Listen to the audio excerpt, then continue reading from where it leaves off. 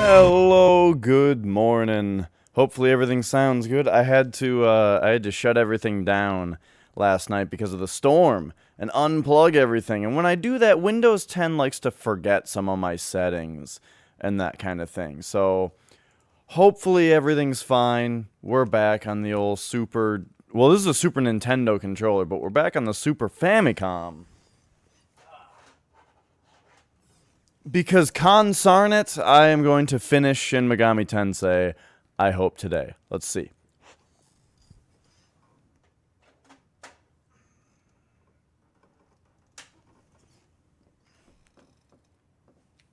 There we are. Gonna do my darndest to finish this game today. I really think that we're very close to the end. But yesterday I had to make a Mario commentary, and I also have to make a Mario commentary today. An hour earlier even.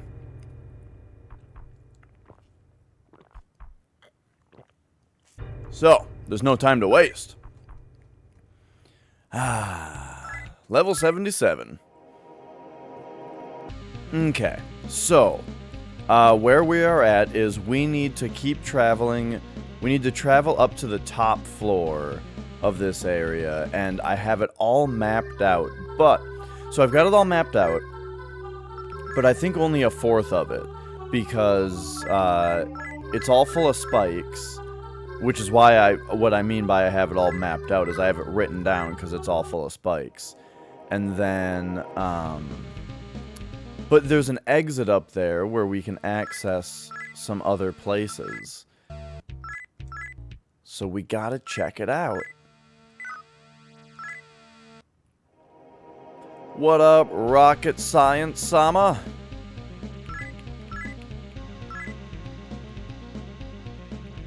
Alright, north, auto mapping. Alright. So, I gotta remember how to access this place. Do we go through all that to go into that door? I think we do. Yes. I think we go past this. Nice, 2 nights off. I hope you enjoyed.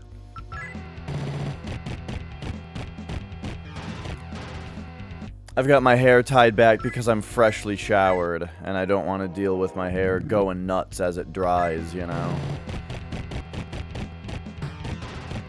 I've been asked before how I get a nice kind of curl going on down here in my hair, and, you know, I'm not sure if it's like if it's just natural, or I think what it is that after I shower, I don't like... Well, really what the thing is I don't like it to be wet behind my ears. And so, the easiest way to kind of get the behind my ears dry is to tie my hair back. Even if it's not totally dry yet, you know? Just tie my hair back, then behind my ears is dry. That way I can wear glasses comfortably. And then when I take the hair tie out, my hair's got a neat little curl in it. There you go. That's the secret. I think it's this way. Boy, being bald when I was sure did make some things easier. The biggest thing was the biggest thing, besides showering every day, taking half the time, or less, I would say it takes less than half the time to shower, if you're bald. Versus having long hair like I do, which is an ordeal to wash, you know? Oh yeah, that always happens when I tie it back. But yeah, so it takes a lot less time to shower, but then the other thing was, man, I went to a water park once.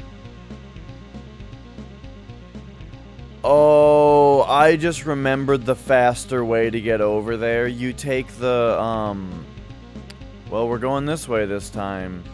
You take the Heart of the Cathedral route. I forgot about that. Oh, well. We're going this way this time. But yeah, I went to a water park once, and it was nuts. Like, to go swimming.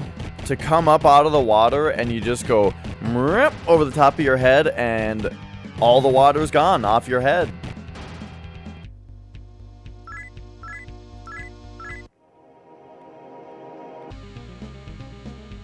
Alright, around the right side.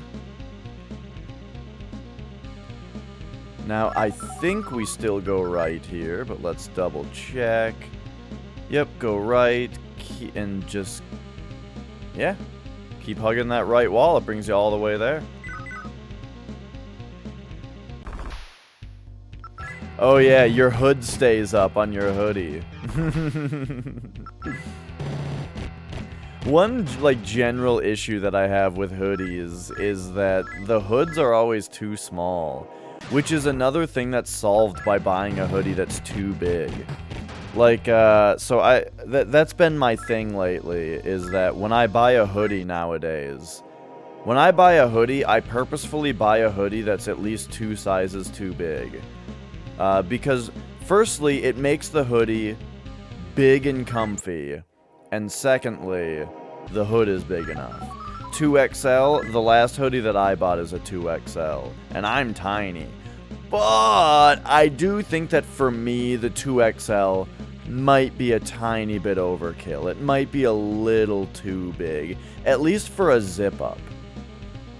The thing is, I have a pullover 2XL hoodie, and it's great. But then this zip-up, the zip-up 2XL hoodie, I think, looks a little too big.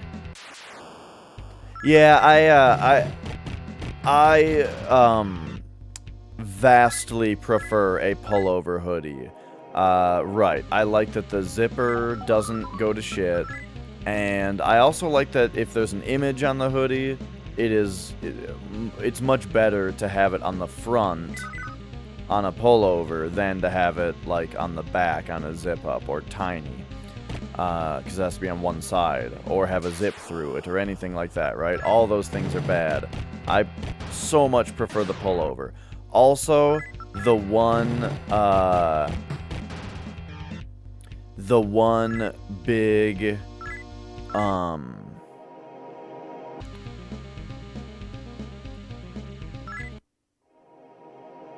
oh god, I lost it.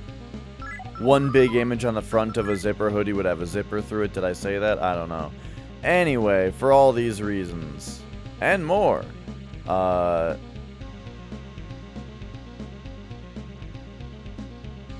this is a disaster. We gotta teleport back. I went the wrong way and I thought I could salvage it.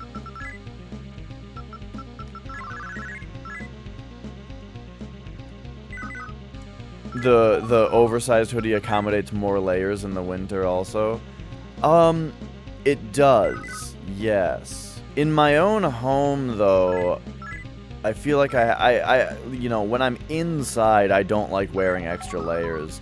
That's one thing for me that, that is a big fallacy in people's arguments against cold weather.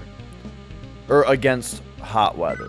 There are so many people who say that they prefer the cold over the hot, you know? And like, which one I prefer, you know, I'm not sure. Well, you know, it depends a little bit, but anyway, what I'm getting at, though, is that the argument that you always hear, that I can't stand, is, well, if it's too cold out, you can always put on more layers if it's too cold out, but if it's hot out, you can't keep taking off layers.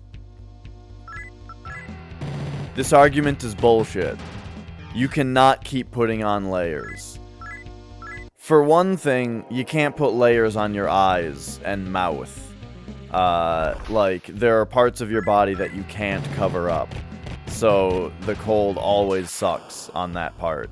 Basically, your face in general has a very low layer limit before you're not living anymore. And secondly, that layer limit does also apply to the rest of your body. Like, have you guys ever worn 3 shirts before? It is the most, it is so stuffy and uncomfortable that you can't do anything.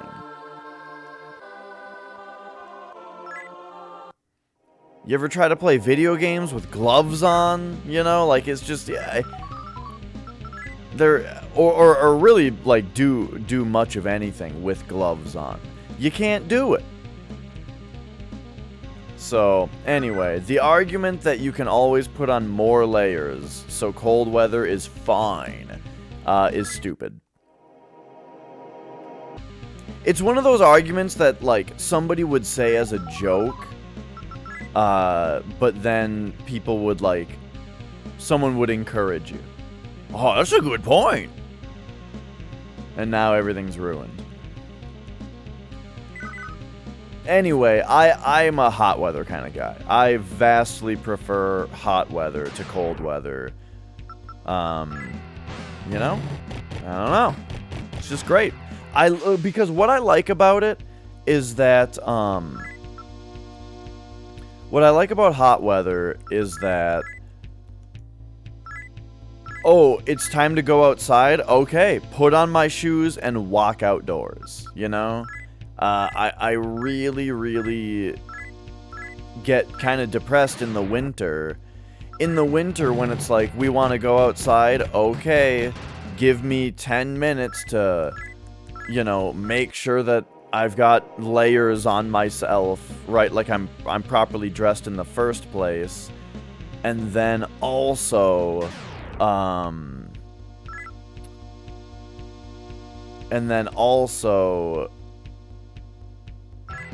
did I catch this guy off guard? I hope so. Also, time to put my coat on. Time to put my boots on. And my gloves. And my mask. And my scarf. And, like, all this stupid shit. Ilias, it was 96 degrees the other day, alright? Like, 2 days ago, it was 96 degrees. Yesterday, it was 90 degrees. Alright? And, when it's 96 degrees out in Minnesota, you gotta remember that it's lake country. So it is humid and full of mosquitoes and muggy, and it's a terrible type of heat, you know? But still, I'll take it over that. I will take it over the dry, biting cold. Yeah, I'm glad I'm not in Minneapolis, I'll tell you that. I have a very good friend who lives in Minneapolis, though, and I'm worried about him.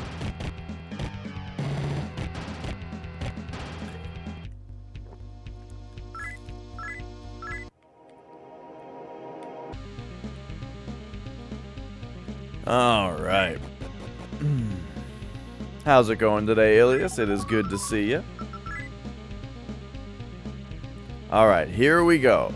Into the complicated floors. So, we do the part that I already understand. Then, kind of go past that thing that we walked past. And then it's all kind of...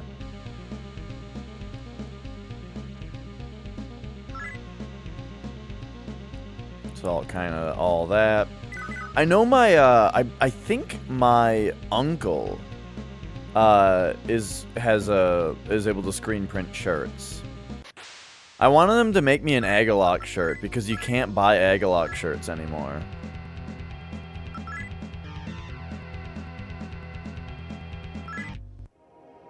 I still need to get back to him about that. Whoops.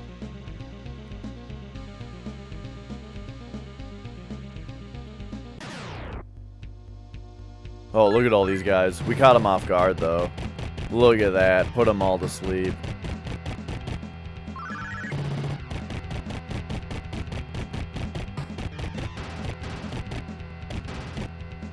Yeah, take that, idiots. Look at that. They didn't get one turn in. Oh, now you two think that you can come finish the job?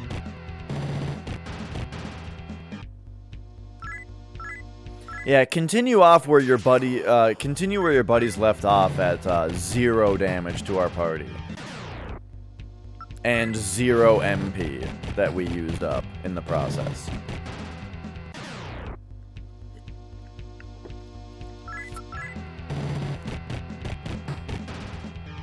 Yeah, I'd want it to be higher quality though. Like, here's one thing that I'm like nervous about as far as getting a shirt printed, is that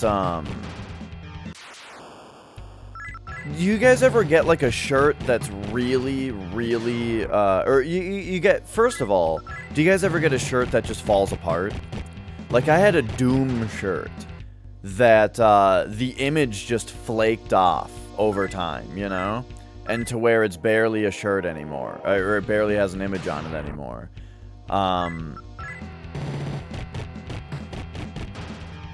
And this wasn't even that rocket science. So I've had that also, but like this was like the image was just falling off of it, you know, just like peeling off, and I don't mean on the corners. I mean it was just all flaky all over the place.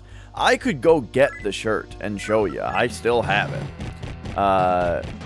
But yeah, so that makes me worry about the idea of like, okay, so my uncle is able to print shirts with his home printer, which he does for like promotions and stuff. But I wonder, it's like, is it gonna be shit quality? If I ask him to do it, is his business not to make merchandise, but rather to make like a quick shirt for your like meeting thing? You know what I mean?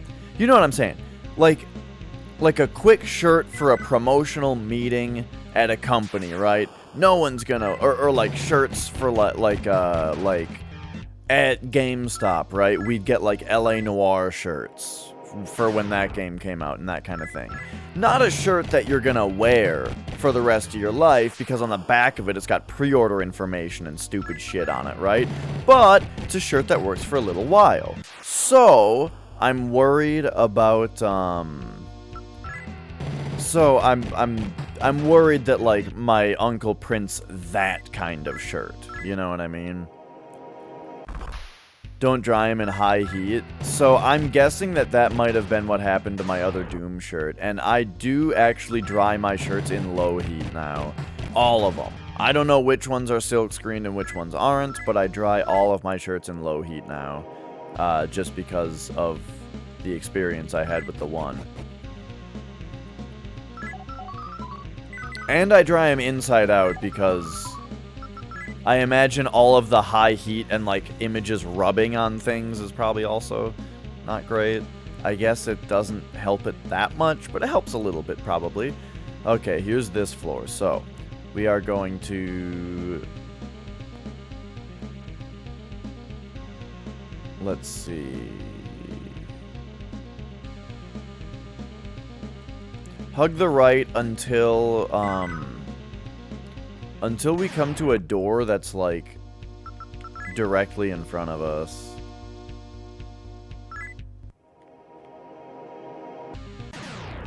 But not at the end of a hallway.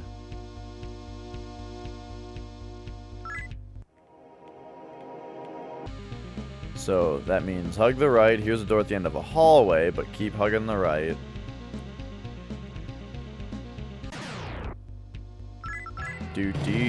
Do. Oh, nice.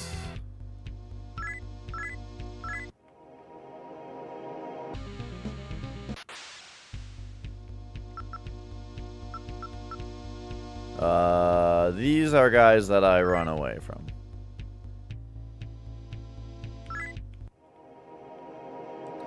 Yeah, dude, 3 paycheck months are bomb. I remember when I first heard the concept of the 3 paycheck month.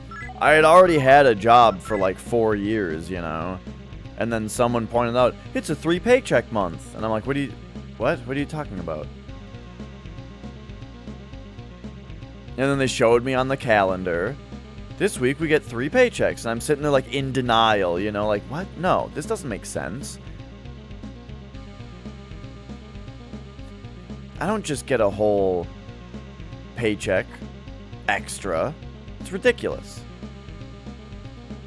Then I got it.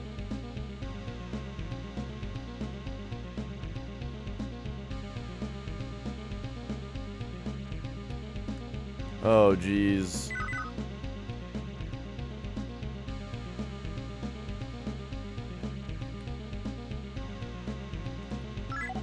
This is like...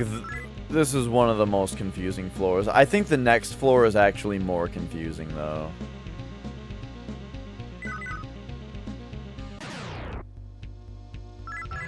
Go away.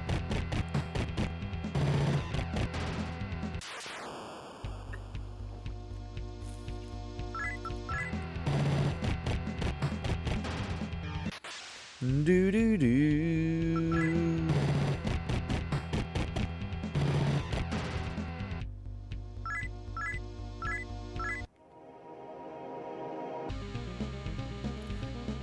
I knew this would happen when I got into that fight, that I wouldn't remember where to go now. Right.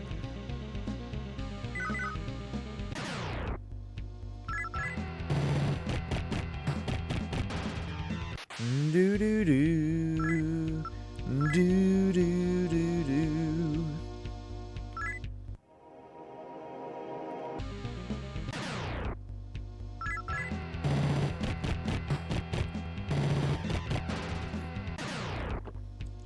Man, I love getting a preemptive attack on like every battle.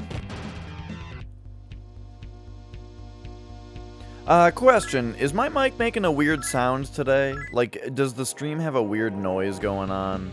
And the reason I ask is when I was setting up, I noticed that OBS just was...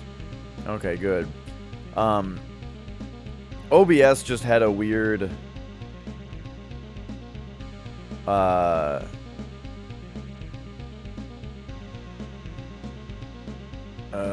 Okay. OBS was just reporting a noise, you know? And I'm like, eh. And it was coming from my mic, apparently. But I don't know how loud it was.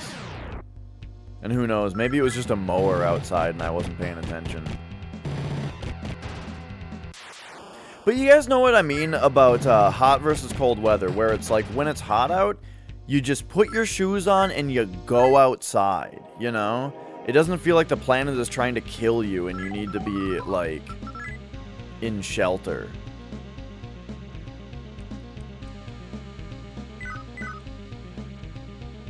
The fans on CPU coolers always go bad and start clicking. You know? What would that be? A bearing? Who, like, goes out or something like that? You know, I've it's been so long since I've had a fan on a CPU. Hey, Oracle. I've been water cooling my CPUs forever. Right now, though, so my PC has, it's like a cube, you know? My computer case is a cube. And I like the design because the graphics card is right up against the side, right? So the fans on the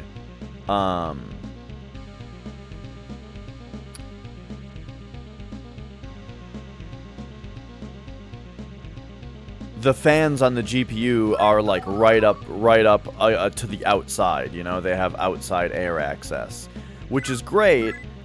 Except that the air filter, like the little mesh thing, sometimes on my PC, like, starts to kind of, like, warp out a little bit, and then it starts swiping against the fan.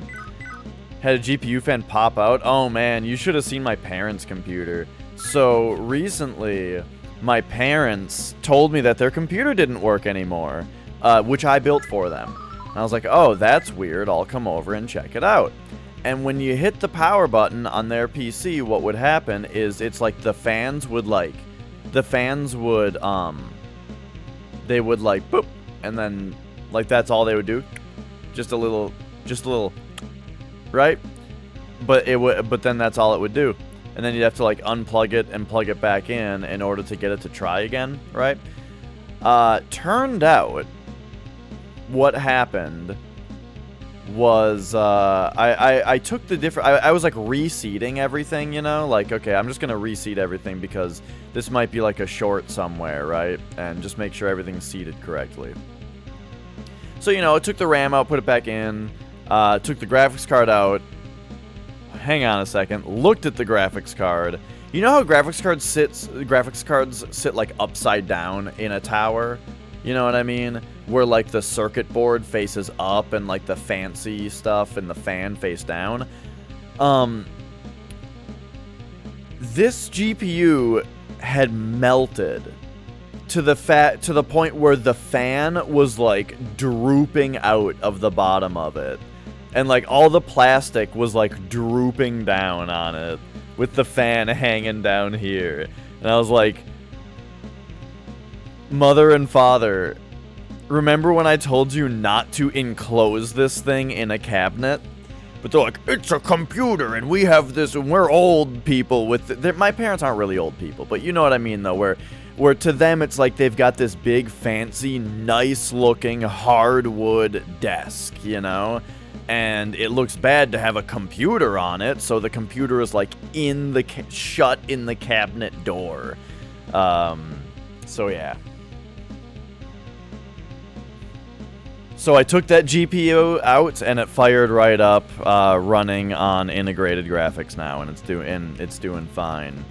But also by it's doing fine, I convinced them to take it and put it on the desk behind the monitor at least, so it's at least like relatively in the open now.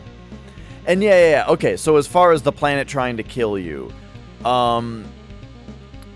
yeah, the sun will kill you, but that's what trees are for, dude. The earth provided trees, you know, to help you not be in the direct sunlight. Alright, so now it's come back to this.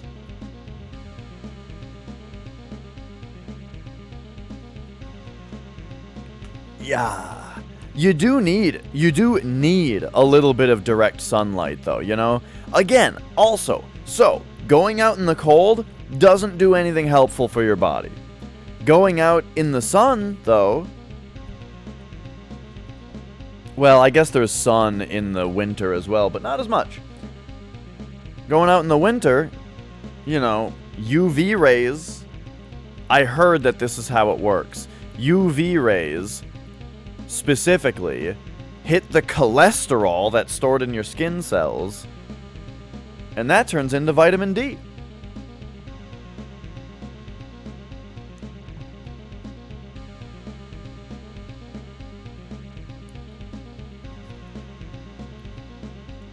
That's right, cold rivers to swim in. Alright. We gotta get,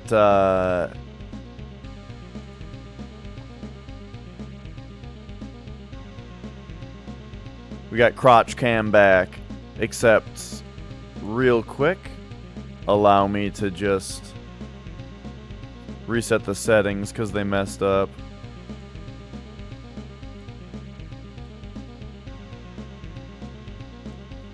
That should be about good. Boy, look at, like, the weird coloration, though.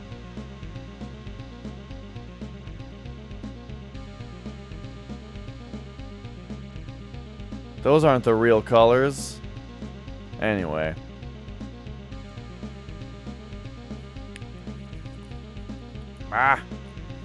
Alright. So here is the map of this floor that I drew last time. So we can use this map as well as our mapper spell to get ourselves back to the exit.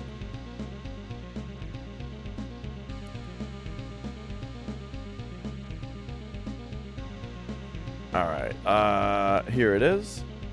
So, we go this way, and then down, down, down to there. Oh, geez, new moon. So now we want to go in here, down to there and around. Easy peasy. You practically live inside the ocean. Are you, what? You live, by the ocean and you go out and visit it a lot? Do you go snorkeling?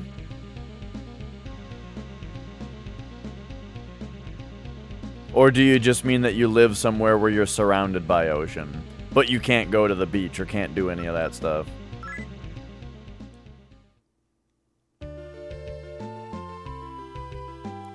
Okay, so I guess I'm gonna go counterclockwise here.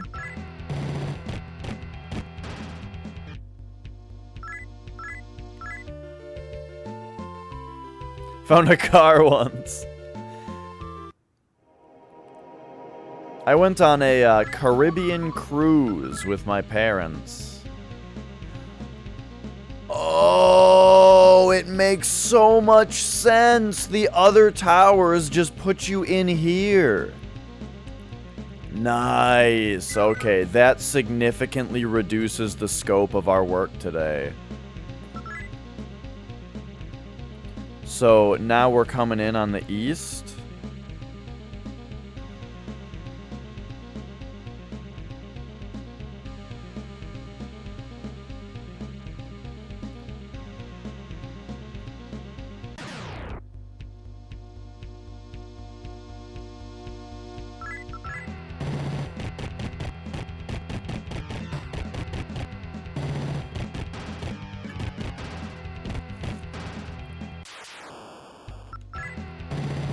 Alright. I kind of want Yamada no Orochi in my party. So, that's just a one-way door then? Yes, indeedly doodly.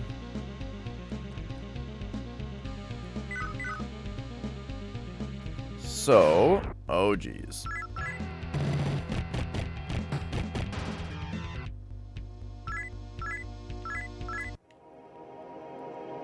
We'll take that back out here. Hooah! Ah!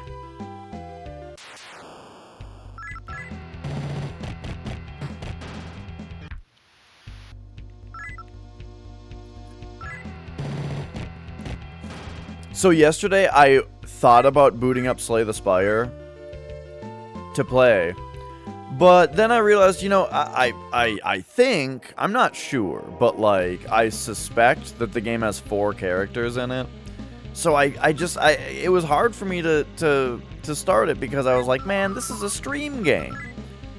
And I feel like I should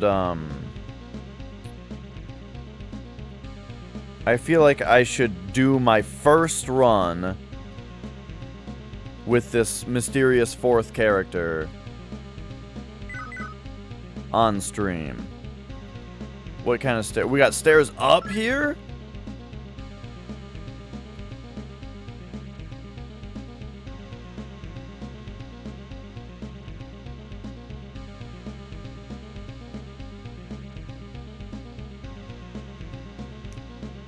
Okay, then let's real quick. Oh, whoops. Yeah, it's really cool. So yesterday, what I ended up doing instead was I played some Binding of Isaac because I haven't done everything with the Forgotten. I think the Bone Lord. I haven't done everything with him yet.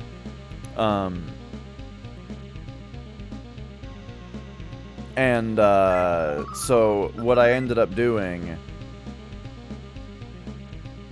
Okay, so this is a one-way door this way. And there's an exit over here. Alright, now we got stairs up. So my suspicion is that the floor up is going to have pitfalls that fall into these teleport spots. But yeah, So I ended up doing a Forgotten run. I think it's the Forgotten. Forsaken sounds too edgy. I think it's the Forgotten. Also, I think the Forsaken is the name of one of the bosses. It's like the one that is invisible.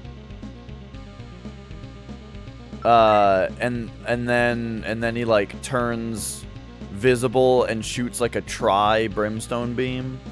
Anyway, point is, I ended up getting Ipecac. Like, here was my thought process. I thought, you know what I think my problem is? Because I'm bad at that character is the thing. I have not been able to do well with that character. And I thought to myself, you know what I think it is? My general playstyle in Binding of Isaac, I think, is too conservative. And this is a character where I need to embrace more zaniness. I need to embrace weird stuff. And so then I did one more run, and on that run, I saw Ipecac, which, you know, Ipecac explodes when you hit stuff, and I'm like, wait a second, I'm a melee character. I don't know how this is gonna interact, but it's probably gonna be bad. I'm not taking that. But then I was like, wait a second. Let's do it. And I took it. And what it does with the Forgotten is it makes your melee attacks explode when they hit the enemies, but you're immune to explosions. So it was like insanely good. Then anti-grav tears showed up. Or, well, no. Then I got chocolate milk. And I was like, I don't know how chocolate milk is going to interact, but I really like chocolate milk as an item, so I'm taking it.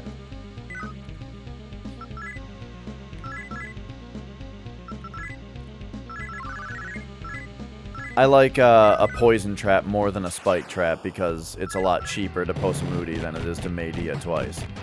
But I took chocolate milk, it made it way better. At that point, I was just smacking dudes, right? And then anti-grav tears showed up, and that is a perfect example of my usual stance of anti-grav tears, fuck that, I hate that item. It's just weird and annoying, and I don't like it. But, nah, embrace the Bone Lord.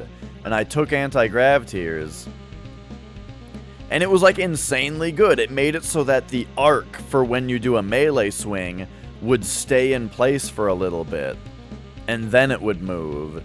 And I don't know, it helped. It was good. But also, it was a Tears upgrade. That's the important thing. Anti-Grav Tears is a Tears upgrade, so even if it didn't do the other thing, it made me charge faster. Awesome.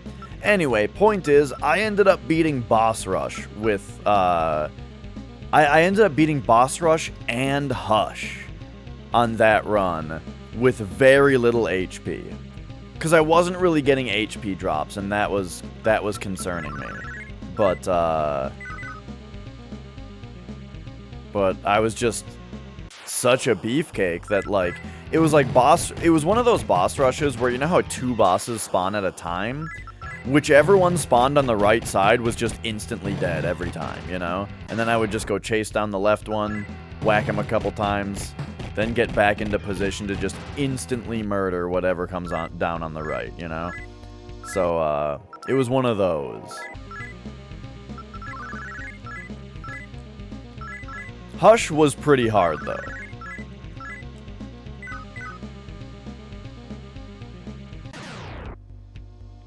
Anyway, that's my Binding of Isaac story. My whole point is that, on a whim, I decided to load it up and play it a bit yesterday, and I ended up having a really awesome run. So, I still need to beat Mega Satan with the Forgotten. And I need to do Greedier mode. But I need to do Greedier mode with everybody except Apollyon. And honestly, I don't even remember doing it with Apollyon. I have no idea when that happened.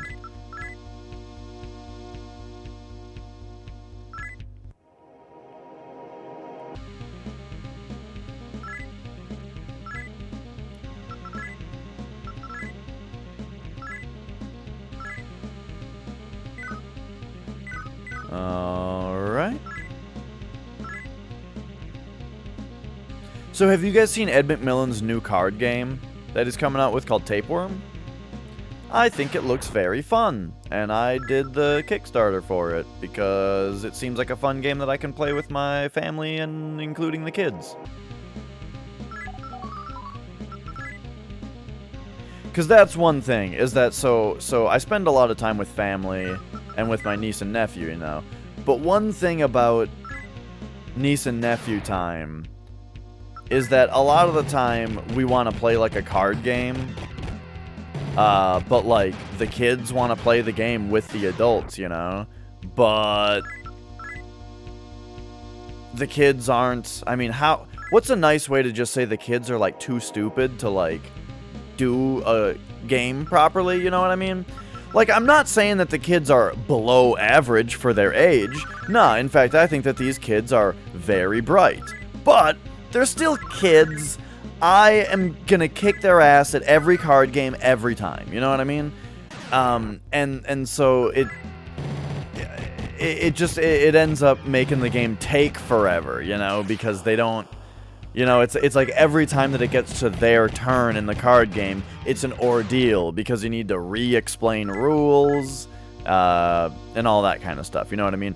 But that's why I think, hey, this card game that Ed McMillan is making now looks like a thing that would be like, yeah, the kids can totally get this game and play it. So yeah, looks fun. That's all. Okay, so have you guys ever heard of a board game called Carcassonne? I guess there's a tiny bit of like, well, no, never mind. Carcassonne is what it's called. What it is like there's a bunch of square tiles, little square tiles, and every turn they're all flipped over, right? So you don't see the front of them. And they're not arranged, they're in stacks. They're basically in decks, it's just that they're tiles, you know, so it's not really a deck. Anyway, point is, they're all stacked up, you don't see what they are. On your turn, you grab one, you flip it over, and what's on the cards is one square of like a old-timey medieval map, you know what I mean? So like part of it will be a city, or it might have a road going through it, or that kind of thing. And your job is to then place it on the world map that you're building in a spot where it matches up to the image, right? So you might get a piece of a road that you can add onto a road, or a city that you can add onto a city, or both, you know, and that kind of thing. And the game, like the strategy of the game is that different like things that you build are worth different amounts, you know. If you build a road, if you complete a road, you get points for that, you know. If you totally close off the walls of a city, boom, that's your city. That, well, not technically, but this is the basics. That might be your city that you then get points for, and that kind of thing, right? So this Tapeworm game is like, it's kind of like that, where the idea is that you have square cards that have images on them that can line up to what's already on the board, which I guess is also what Dominoes is like. So it's like Dominoes, but with silly Ed McMillan drawings on them, you know, which some people are super not into, but I like his art style a lot. So, you know, cute and gross. And so they're like tapeworms, right? And so you put cards down to kind of make these worms, right? But it's also got like a Uno element to it, where the idea is that you actually have a hand. Unlike Carcassonne, that I was explaining before, where you just get one tile per turn, in Tapeworm you have a hand and you're trying to get rid of it.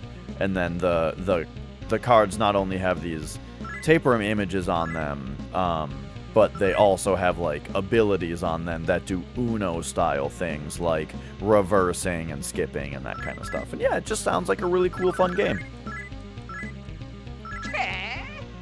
And he raised, hello, third scenario. He raised $1 million on Kickstarter for it, literally $1 million.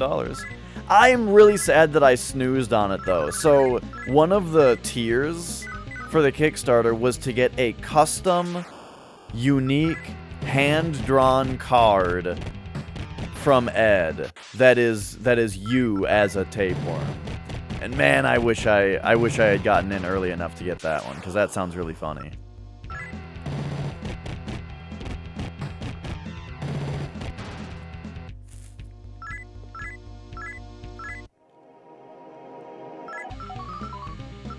Alright. This floor isn't too hard. Wait a second. Oh no, it was a trap. I was gonna say, didn't I just miss another item in a chest and have to discard for it? But no. It was just a trap.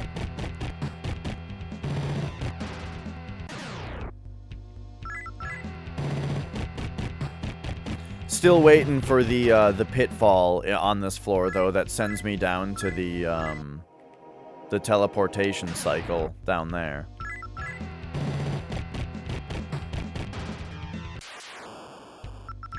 Oops. Well, I guess I'm talking to him.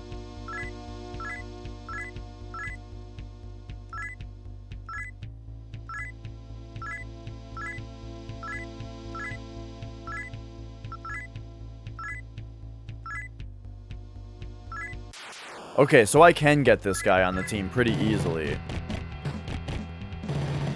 We'll just need to get rid of somebody. Is it time to get rid of Abaddon?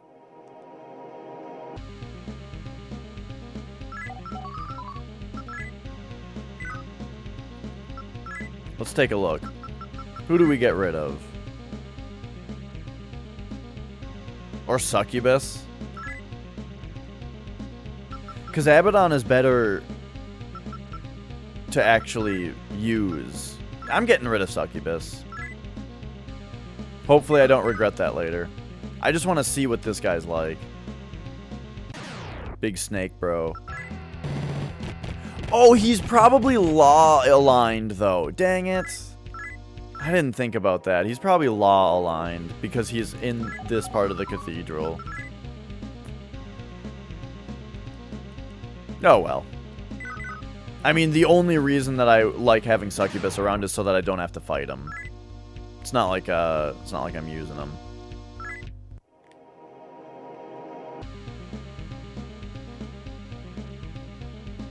Okay, we have yet more stairs up. So let's just mark this floor here.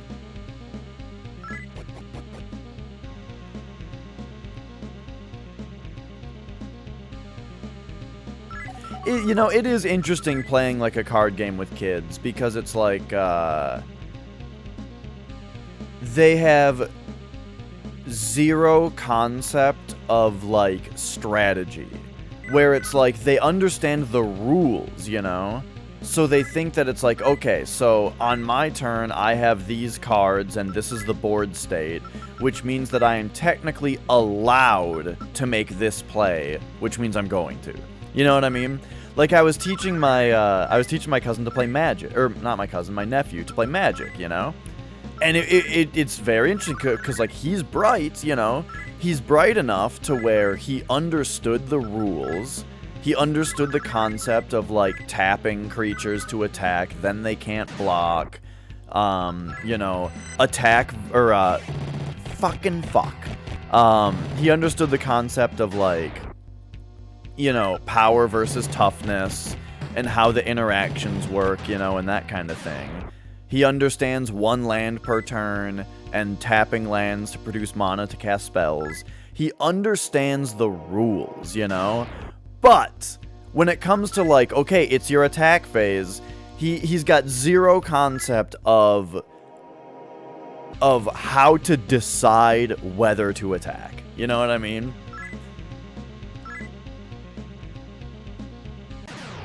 And like again, I think personally, I think he's above average. Right, exactly. Just right. Give him a red deck where he just plays every spell that he can because he can, and it'll probably win most of the time.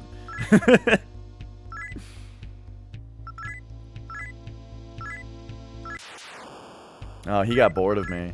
How about you? We'll laugh back. Calm it down. He'll hear me out. Make him our minion. He wants Meg? Please.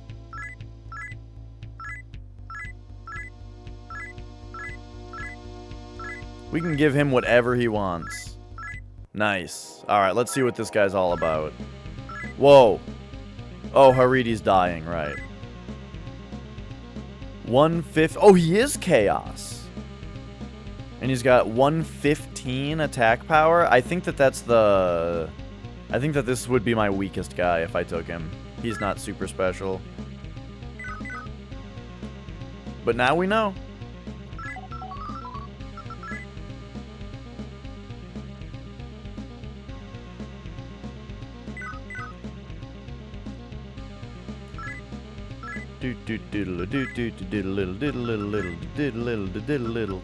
But yeah, what I'm saying is I feel like he's above average as far as his like comprehension, you know, of like what's happening, right?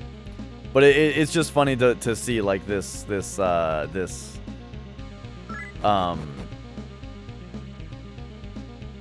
just like sort of not understanding the concept of like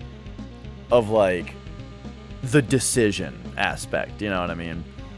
But hey, I mean, all I gotta do, right, is keep encouraging him to try, or keep playing with him, and, you know, he'll figure that stuff out. Uh-oh.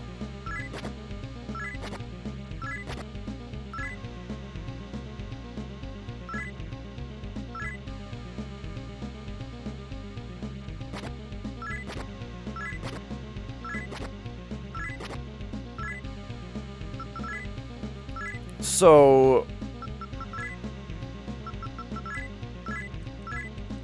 that said, there was something else about it that I don't remember now. Okay, we got 8 beads. Let's just use some beads.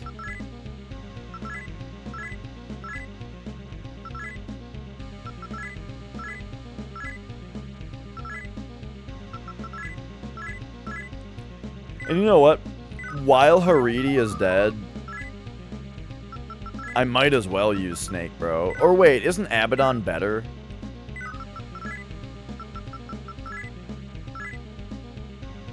He's got 129, yeah. What? I meant to be summoning him.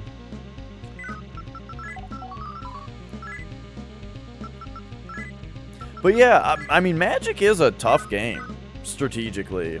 Like, I started out on a mono red deck, you know? It's sort of just the easiest way to start. Oh my.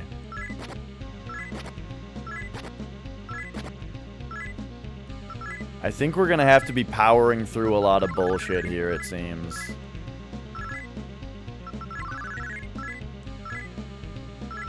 Why does Yamada no Orochi have MP? He doesn't have any spells.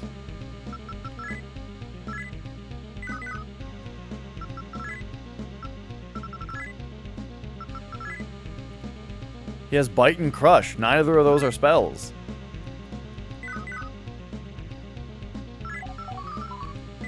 Okay, I think I might have to be mapping this out now, because it's like a big open area. I don't know where to start exactly. But it kind of looks like it should be like around here. Or, well, actually there's a pretty easy way to tell where to start.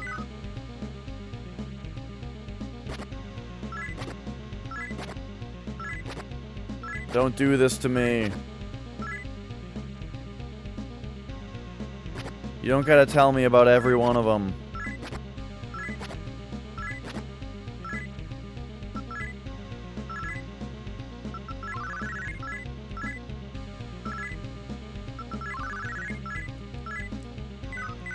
Man, I'm really surprised that Hitomi never got, like, Mei Diorama, you know?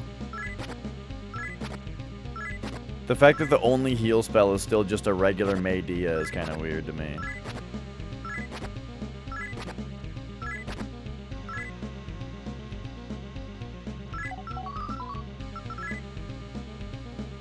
Okay. Well, we've made excellent progress so far today, Starman. We gotta be almost there.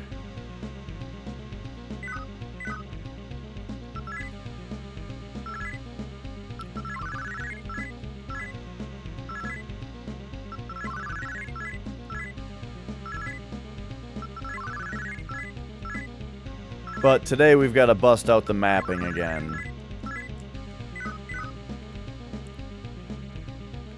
Okay, so here we go. Here's what I'm going to do. We're going to go down here, and this is going to tell us where the staircase is in the scope of a large floor. Oh, this floor is kind of small, though.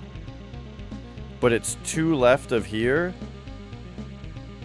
So, or it's 2 left of the stairs down, which we have mapped right here from the stairs up, right? So that's boom. Boom, boom, boom. So it's gonna have, so there's like 1, 2, 3, and then, so here's where the stairs down, I think, are gonna be.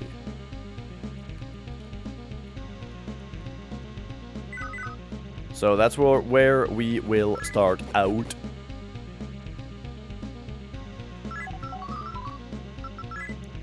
Take a look here. It's looking about right, so we'll go,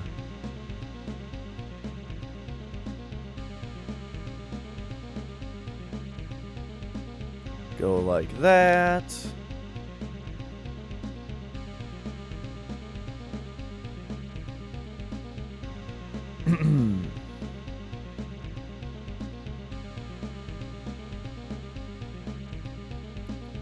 So we need to map out where all these spikes are. How are you today, Starman?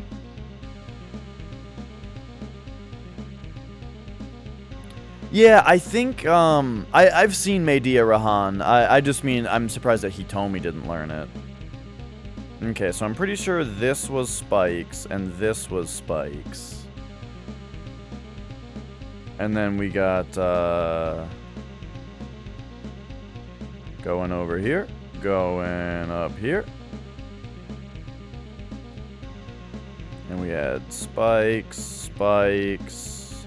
I remember at least all of these being spikes. Okay.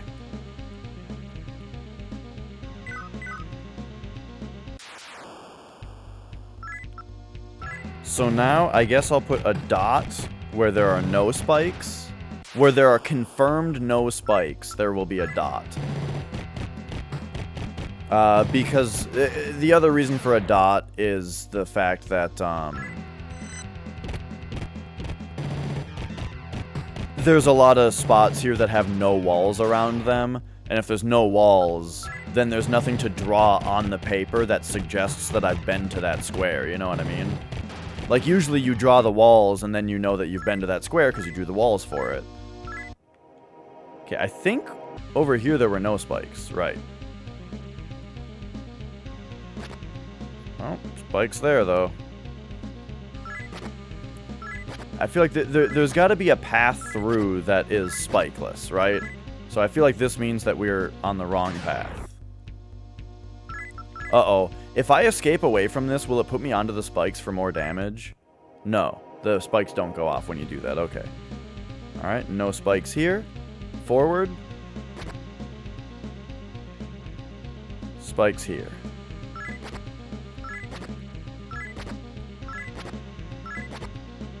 This is a Megami Tensei tradition to have this room. The big open room that's got, the big open room with spikes on the floor. Okay, so now we're facing east, back on this floor. Spikes?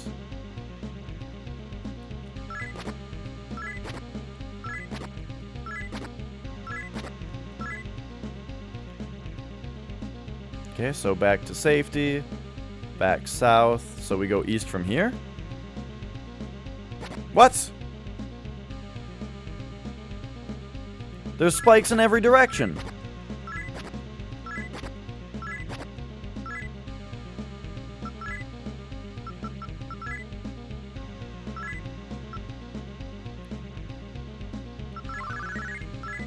Maybe there isn't a way to get through here without getting spiked. And we're just supposed to take it. But that would be a little silly.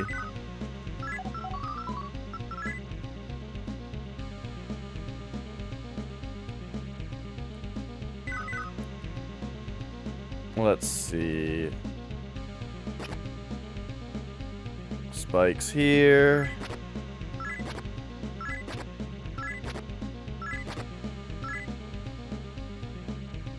Spikes here. Oh boy. What up, Josh?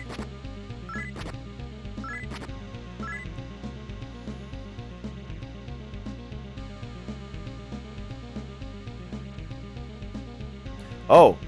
Oh, that's my mistake. There were actually no spikes here. Wait, no, that's here. Fuck.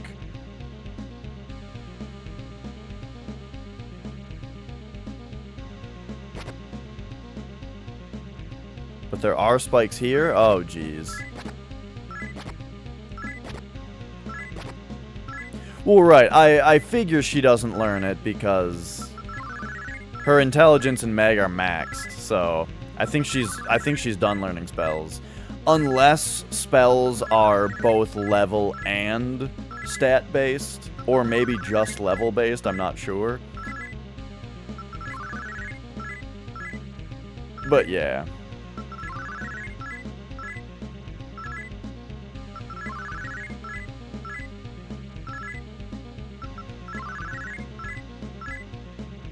At what point is it more worth it to just oh.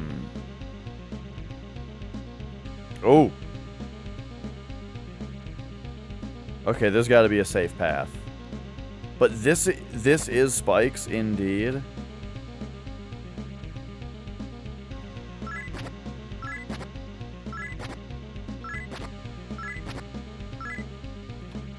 Man, I don't really understand this.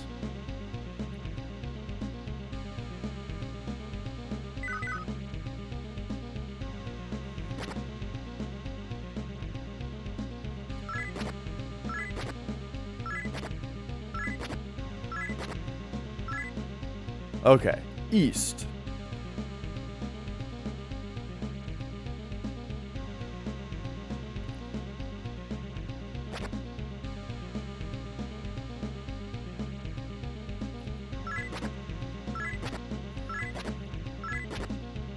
On your strat, where one of the screws should be, there's a bit of clear plastic that looks like it's covering an LED. Thinks it's a fake missing screw. Let's see, where one of the screws should be, there's a bit of clear plastic that looks like it's covering an LED.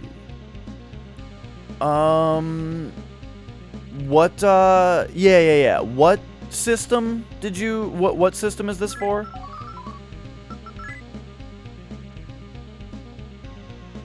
$360. And where is it? It's on the back?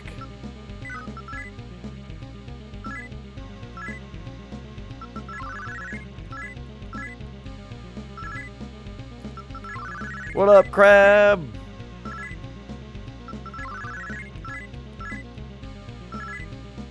Oh, it's on the white part. This is 6F.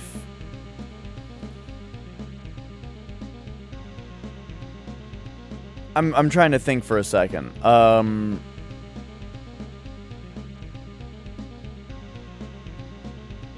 What does your neck look like on your guitar? Is it like a flat, pale tan color, or is it like a wood grain?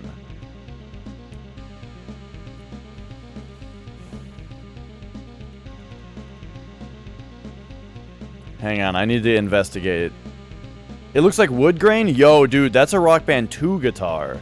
So, that clear piece of plastic, that's the light sensor for that auto calibration I was talking about. So, yeah, that's awesome. So, yeah, you've got that one. There should also be a tiny hole somewhere next to it, and that's the microphone for the audio calibration.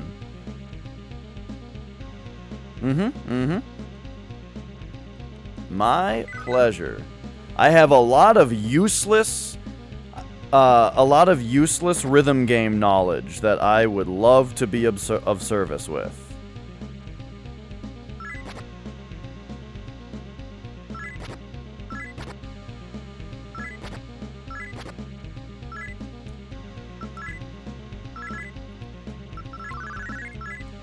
Yeah, dog. So when you get Rock Band 2 or 3, ooh, auto calibration is so sweet.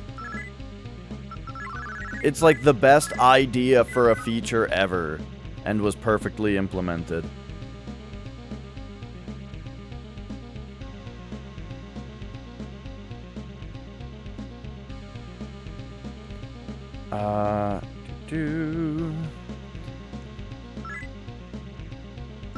Even if you're... So, what you even could do, right, is you could get Rock Band 2 and maybe even borrow it from someone or something like that, but get it early, you know what I mean? Do the auto calibration and see what the numbers come up to, and then just go back to Rock Band 1 and manually punch those numbers in. There is an item that does that. It's called a core shield. However, I don't think I have any. I'll double check.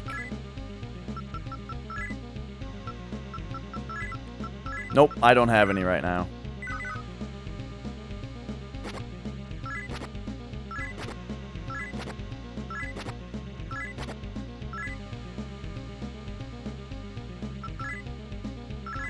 But yeah, I actually forgot that item exists because I'm not used to having that be an option.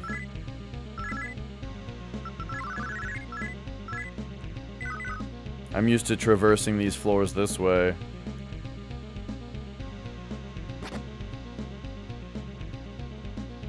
Yeah, there's no way to get through this floor without taking damage.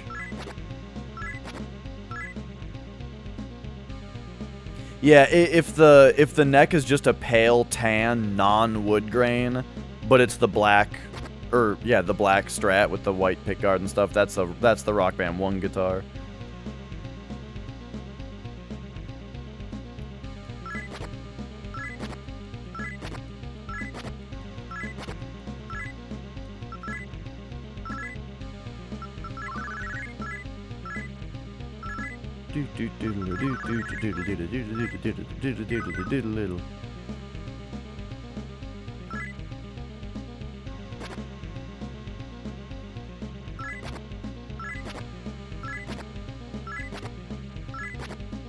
Whew.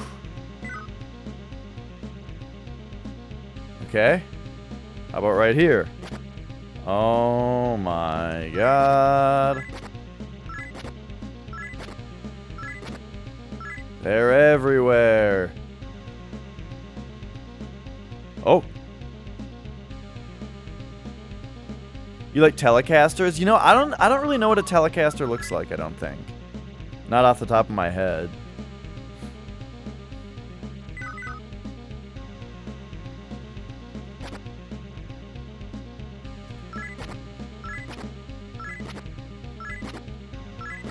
If you're wearing a core shield, I wonder if you still get notified of where spike strips would have been. You know what I mean?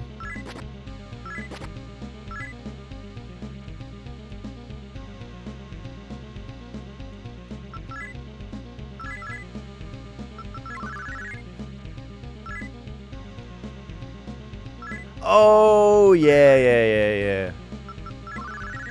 Those are pretty cool. I think I would prefer a Strat, but I do like those.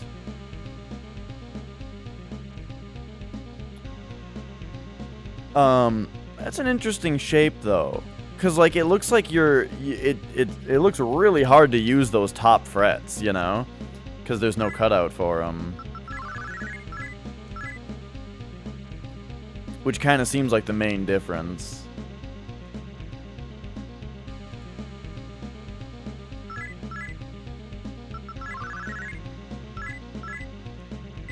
I believe so, Starman. Well, I haven't found the main one yet, actually. Michael. Was it Michael? Was the one I haven't found yet? That, like, is supposed to be the big boss man?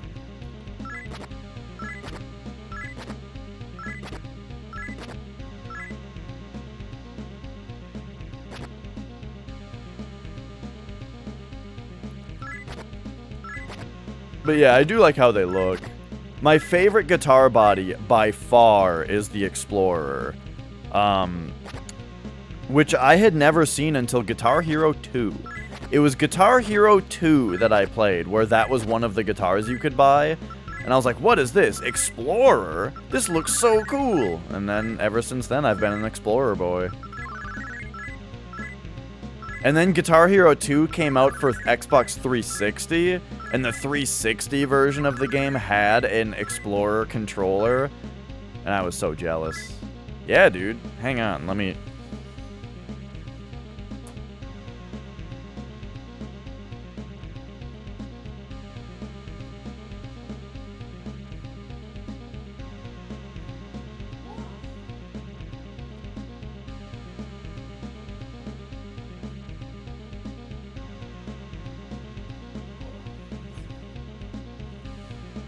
That's my Explorer. Let's see. I'm doing very well, Crab. Thank you for asking.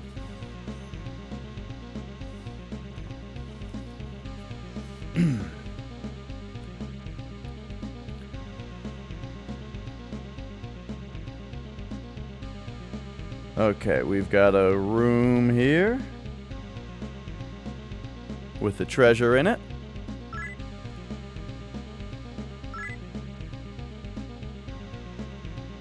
That was a real guitar minin. My can you see them from this? Oh no, they're just off camera. My fake guitars.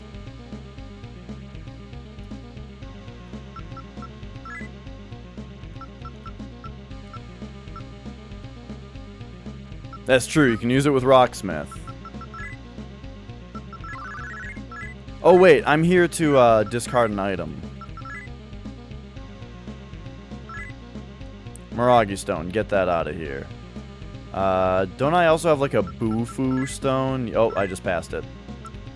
Ma Bufu Stone, get that out of here. Oh, what was that, a Mazio Stone? Get that out of here.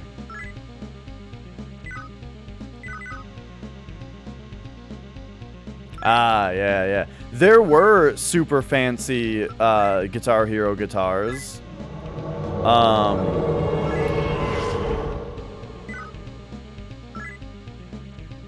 Whoa, soul incense can be used on somebody who's dead, huh?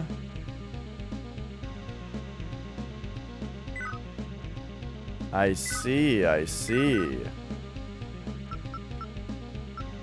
Sounds good, yeah, of course. Enjoy, Josh. And thanks for the host. Dude, I forgot that I can just... Haridi is only dying. I can just revive him. So now we go... Return. Yamada no Orochi. Summon. Haridi. Right there. Because he has more strength. He's better. And then... Does anyone have Dia Rahan? He does. Boom. There we go. Okay, bear with me. I'm about to take a lot more hits. For a stupid reason, but I have to. This is spikes. But we have to touch this part of the floor. Oh my god, it was spikes.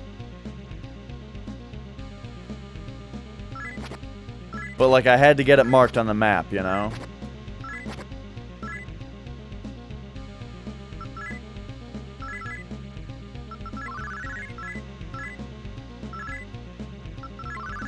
if we find ourselves back at a terminal, you bet I will, I'll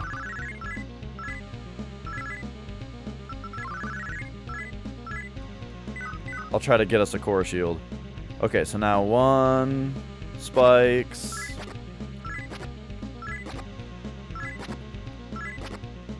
2 spikes. Oh yeah, what's your party like in 9 right now? Now this spot, whoa, look at this guy. Caught him off guard, eh? Oops, I ran. Okay, now, this spot.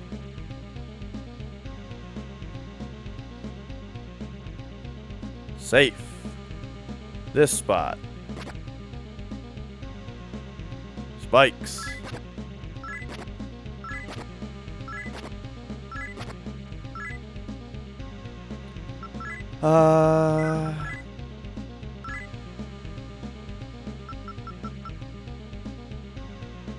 Oh man, I discarded a lot of stacks of beads. Now I could use a few more.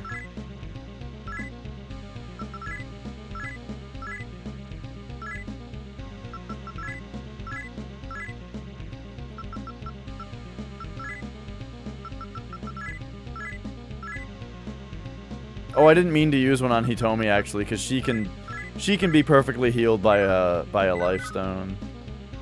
All right, anyway, down. Spikes.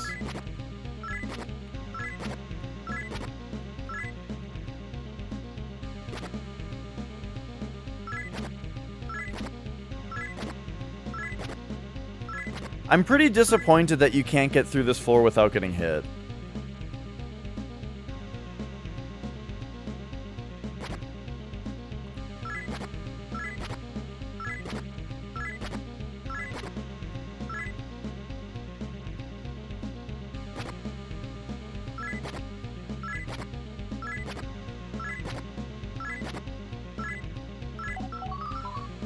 Wait, north? Okay, where exactly are we at? Right here.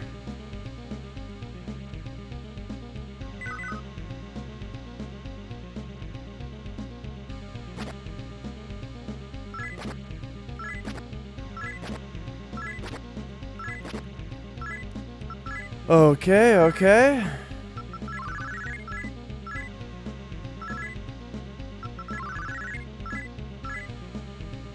Zidane, Dagger, Vivi, Aiko. Nice. I like that. I like that team. That's a lot like the team I had in Final Fantasy 1.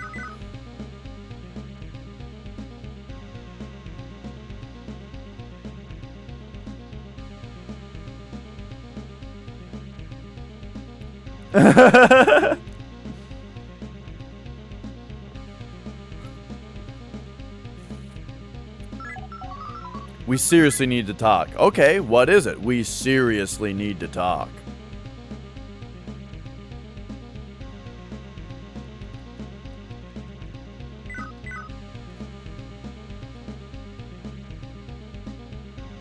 Hey, Evie. Wires coming from your chest attached to what looks like a cassette player. Oh, yeah? Is it a wire, perhaps? Are you bugged? Did the government bug you in your sleep?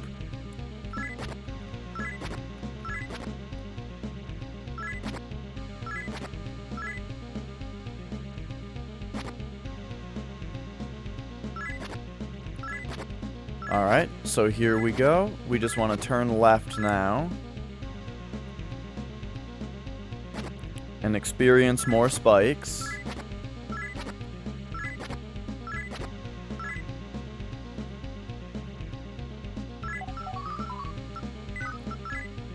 A halter monitor. It's a 24-hour EKG. I don't know what an EKG is, but like a halter monitor, like it's making sure that your heart is doing its thing correctly.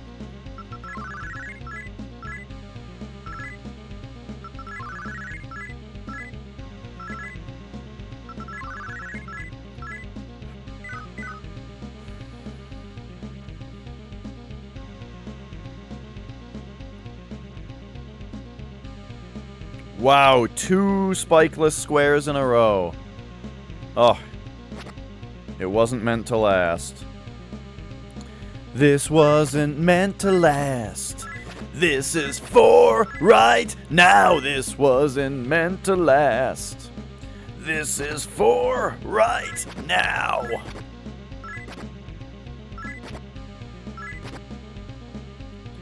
Down, down, down, down, down, down, down, down, down, down.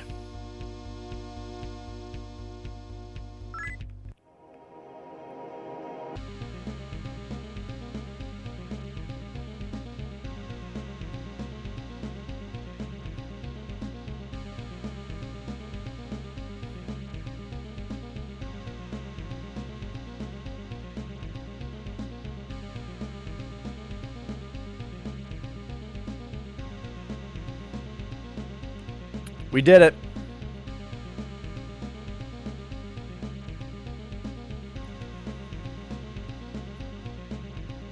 There it is.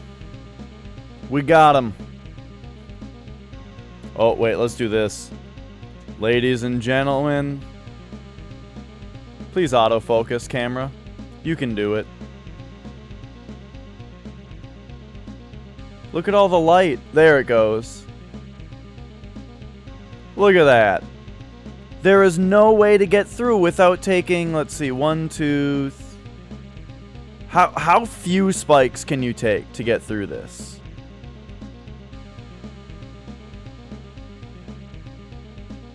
One, 2, 3, 4, 5, 6. Nope. 1, 2, 3, 4, 5. Okay, like the path to take the least spikes is like 1, 2, 3, 4, 5. That's a little silly.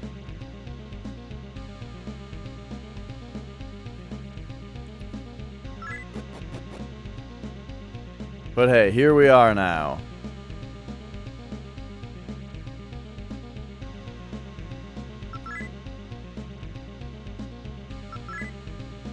So, let's have Hitomi give us a couple more heals, and hopefully we are free of spikes now. I bet that this floor is going to have pitfalls. That's going to drop us into that floor.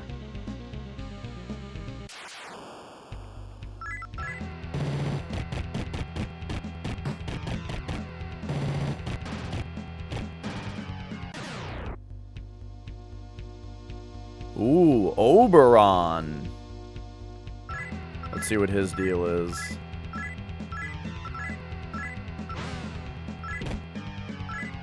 Uh-oh.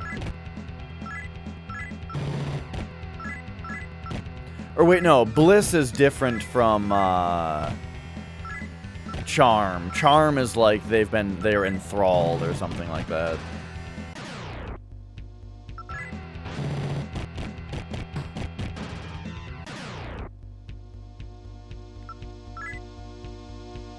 Holter monitor. Oh, gotcha. Quit it!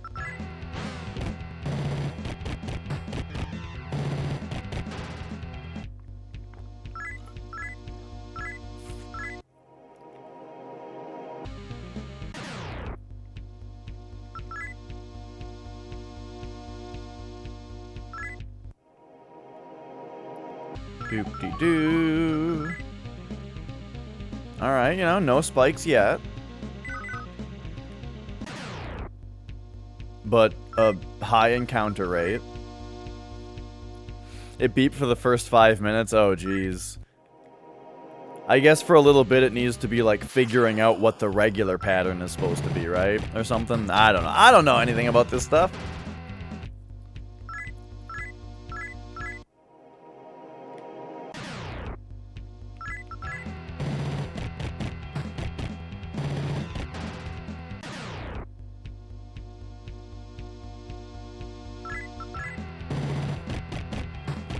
Don't go under 50.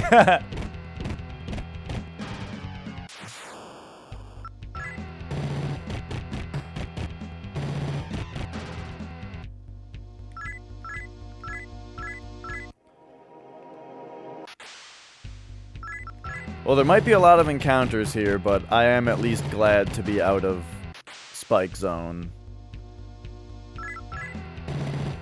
I kind of want this guy. Because, like, Abaddon is almost good enough to use. He's, like, my next worst guy, you know what I mean? Or my next... I guess it would be my next best guy. So, like, that guy is probably better than Abaddon, right? Let's talk to him. Well, we'll step to him. Well, he gives you a bead if you step to him, so that's good. I actually kind of want to get beads now because I've been throwing them away.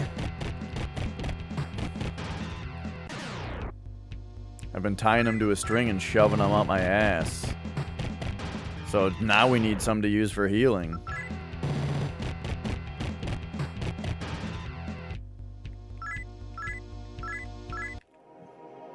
Oh shit, we got one right there too. Maybe I have been getting a lot of them, but my inventory's full, so the game's been just automatically throwing them away.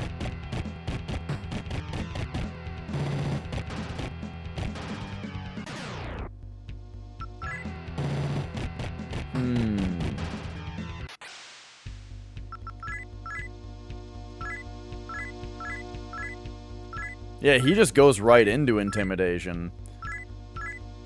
Ooh, such a good opportunity for Hitomi to level up. Now she's got full MP again. Nice. Now we don't have to leave for a long time.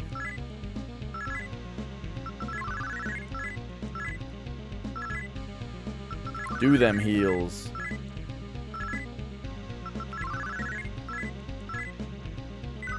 Okay, then what are we looking at next?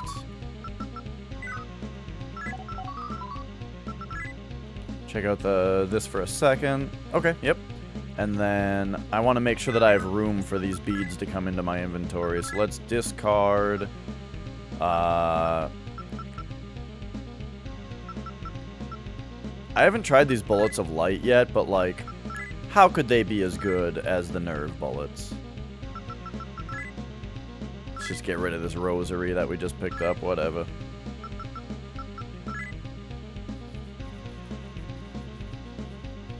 Are there any of these gems that we have more than a stack of? Doesn't look like it. At least, I mean, I might be an idiot, but I don't see a double. Alright. These guys I just escape. I think they charm the party, and I'm not into being charmed.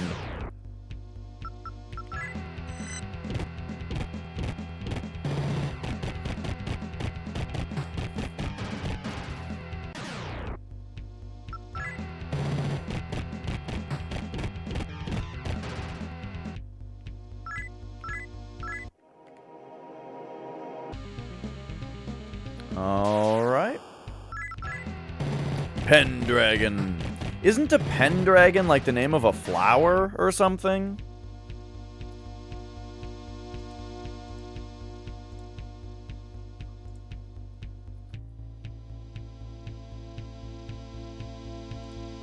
Hang on, let's get crotch cam out of here.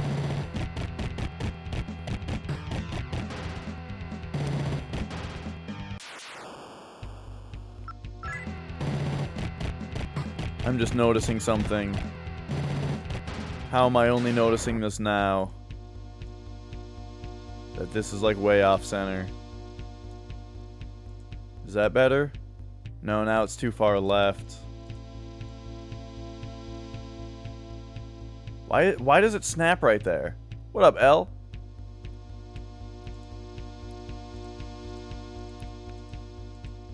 It's snapping to that spot as if it's right in the middle, but it doesn't look like it is. That's too far right, isn't it?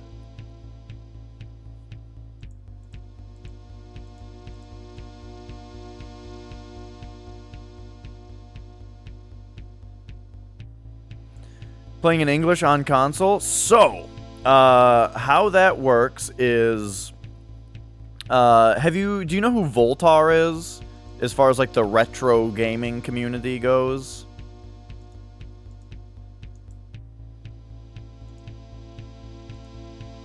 Okay, so Voltar is an engineer, and he developed this module.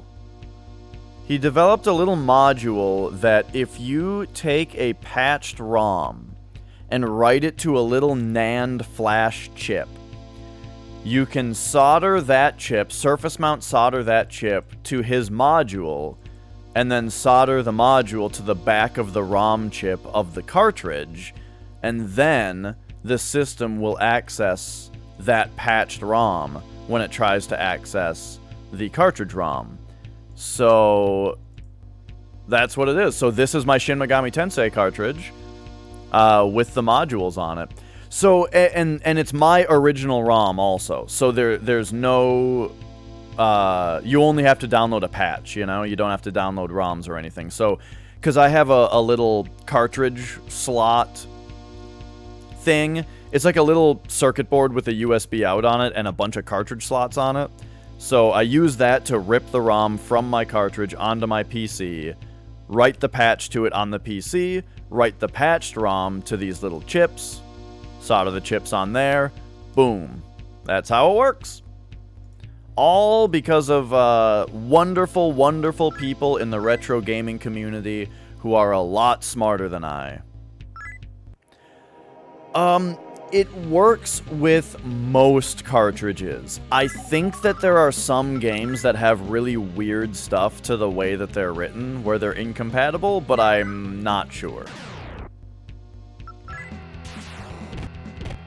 But yeah, I believe that it works for at least most games.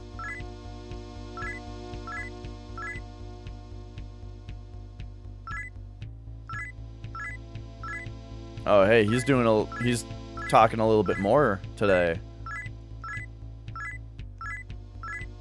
Uh-huh, yep, we're caught in a loop here. Eventually he'll do something else. There we go. No, not Mag.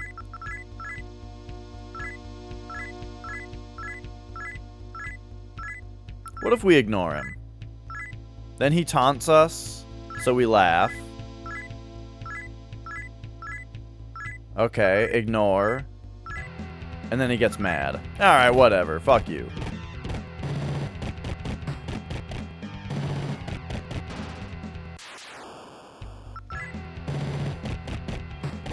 Digga-digga-digga-digga-doo. Boo-doo-doo-doo.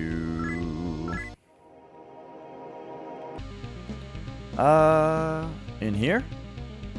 Over here? Another rosary. Another rosary.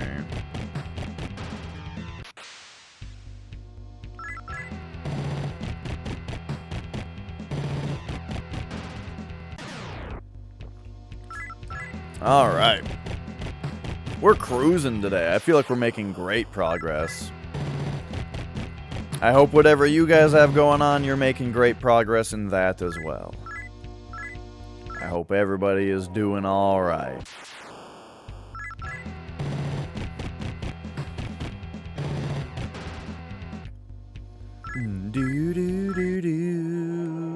Oh my god. The one-step battles. Whoa, Ravana has kind of low health right now.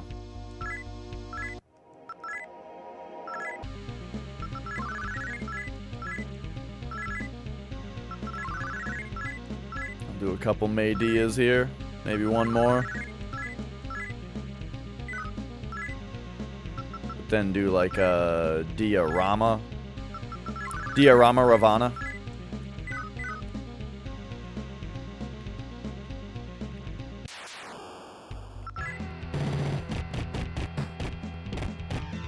Man, the upstairs is a lot more complicated than the downstairs.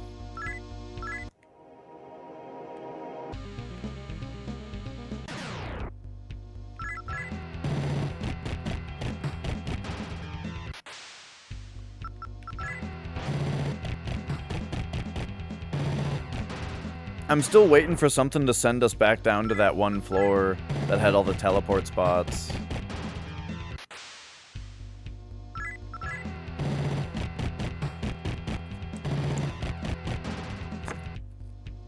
So yeah, this playthrough right here on real hardware is, well, and just the playthrough in general. The playthrough in general is only possible because of the wonderful retro community that has translated this game for me.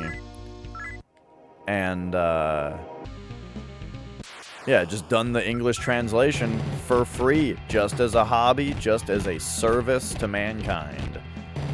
And then the real hardware aspect of it is only possible due to the wonderful retro community of engineers who were able to make it so that someone like me could perform this modification myself on the cartridge. It was hard. Like, it was harder than the other modifications I've done. But I was still able to do it, though, you know?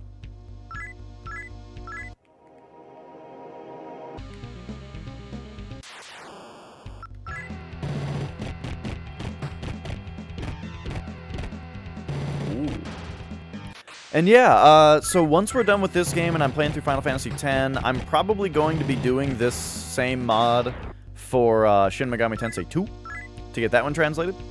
And I'll be doing that mod work on stream. I'd like to do more mod work on stream in general. I just don't have a lot of mods to do, you know?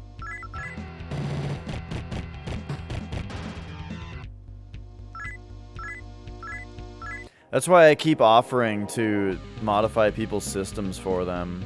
Like do NES RGB mods or consoleizations and that kind of stuff. Damn, the door won't budge.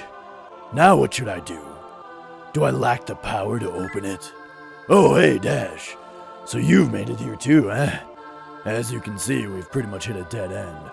And after all this way, too. The path to Michael's command center is beyond this door, so if we could only open it, we could get in there, kill him, and end this conflict once and for all.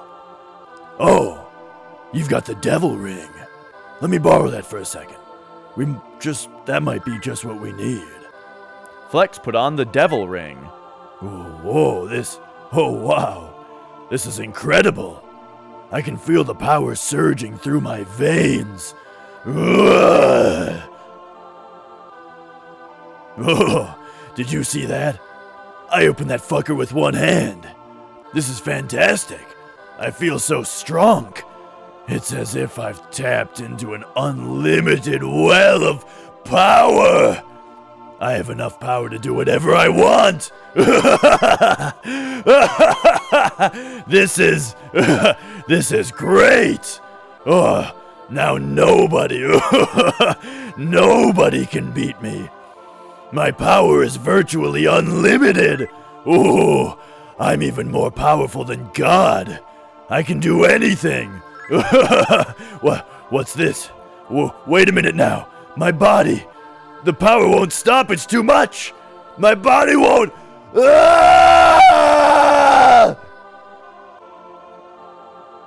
Such a pitiful death. But an appropriate one for one who seeks only power. It's too bad, but it's only natural. After all, he continued to oppose the will of God, and so he suffered the fate that will befall all others who refuse to follow God. Now it's your turn, Dash. You too oppose God's will, therefore you too must die. As God's chosen savior, it would be most fitting for me to be the one to carry out your sentence. It's truly a shame that it has come to this. This is a goodbye forever. Farewell. Oh, the law hero. Alright, here we go, idiot. Once again, I kind of need to heal the party.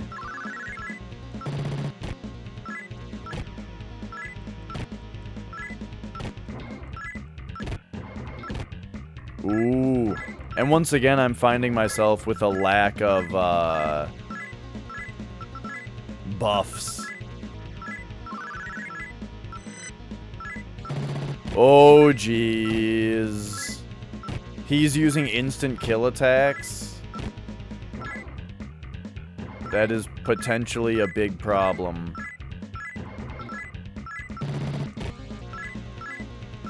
Nice, we put him to sleep just now, though.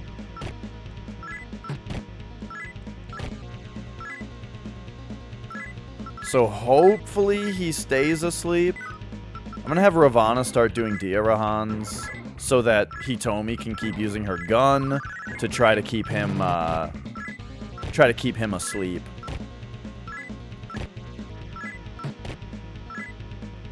So now we should Diarahan. I guess Ravana just hits himself, and then he can go back to attacking.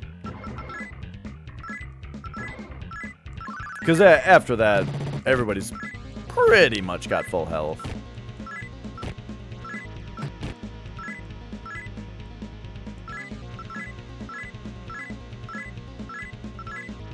You know, I thought it was a bad idea to give Flex the Devil Ring. If it had given me a choice, I wouldn't have. Because when we got it, we were warned. What's-his-face warned us. He said, hey, this thing will fuck you up if you try to take too much damage, or if you try to take too much power from it. And so we just give it to Flex, the guy who literally fused himself with a demon to get power. Of course that guy's gonna draw too much power out of it and die.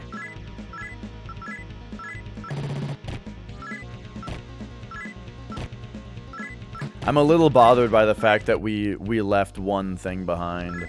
Or we left one little spot behind back there. 3 points? I got 3 levels from that? It was a lot of,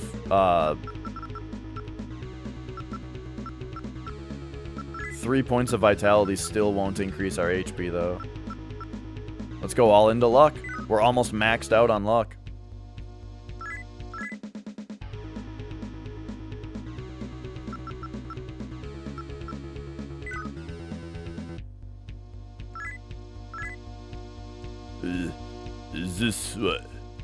Is this what God wanted? I'm going to die again.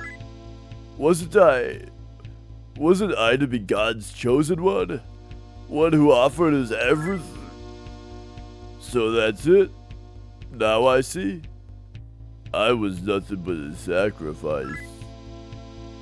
Nothing but a mere pawn to accomplish God's ends.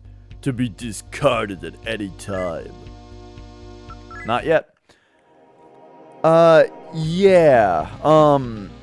I saw that, Flex. I also saw on Spotify Adultery and Anarchist of Good Taste. Basically everything except for everything except Committed to a Bright Future is on Spotify now. The originals as well. So maybe they got rights to those back. Because I heard a little bit of the re-recordings, and, you know, I was just like, you know, I don't know, you know. It's not like they were bad. They just, you know, they weren't the originals, and I like the original. It's really interesting that they had to go through that in the first place, you know.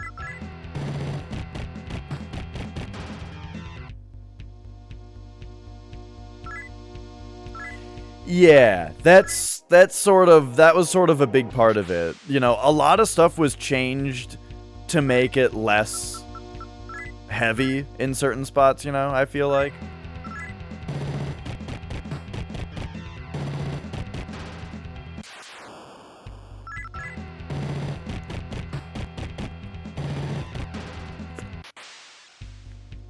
Yeah. I haven't really heard did they re-record Anarchists? Because that album has a ton of heavy stuff in it, and you know, I have not heard the re-recordings of that album. And I feel like that's the heaviest one, so maybe I should listen to that and see what they do there. I won't rest until you're headless.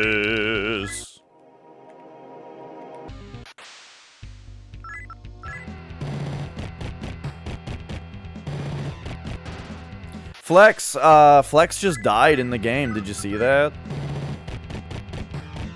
We gave him the, devil ring. And he siphoned too much power out of it and died. And I knew that was gonna happen. When they gave us the devil ring, they were like, hang on now.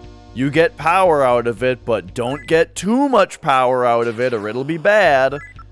And then the game was like, and then we found Flex, and Flex was like, oh, you've got the devil ring. Give that to me. And they didn't give me a choice. It was just like, okay, we gave the devil ring to Flex.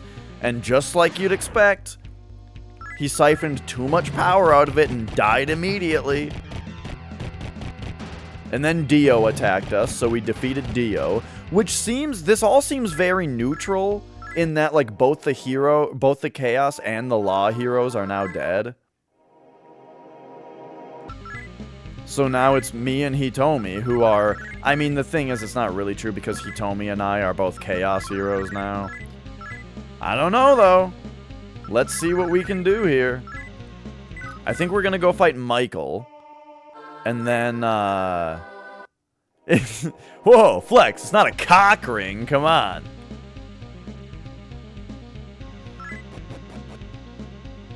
Oh my god, this isn't the Michael fight yet?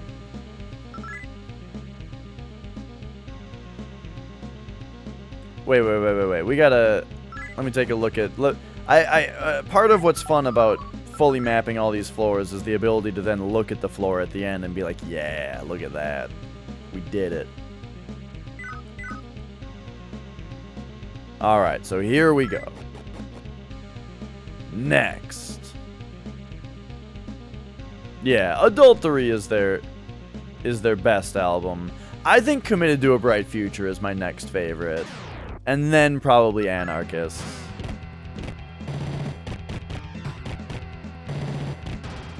I think. I'm actually not I'm not sure, though. Because Anarchist is very good. Very, very, very good. But nah, I like Committed to a Bright Future more. It's got Deja Vu on it. Deja Vu is, like, one of my actual favorite DFD songs in general.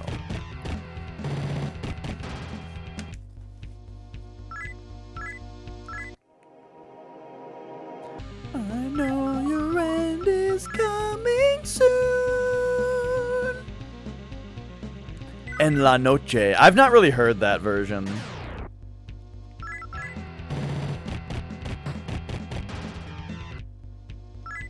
And yeah, Embryos in Bloom is the one that has Siamese Fever on it, right? Or like it starts out with that. Oh. Okay, yeah. I forgot about Experiments in Alchemy. Right, Toothless Dream. That song is so sweet.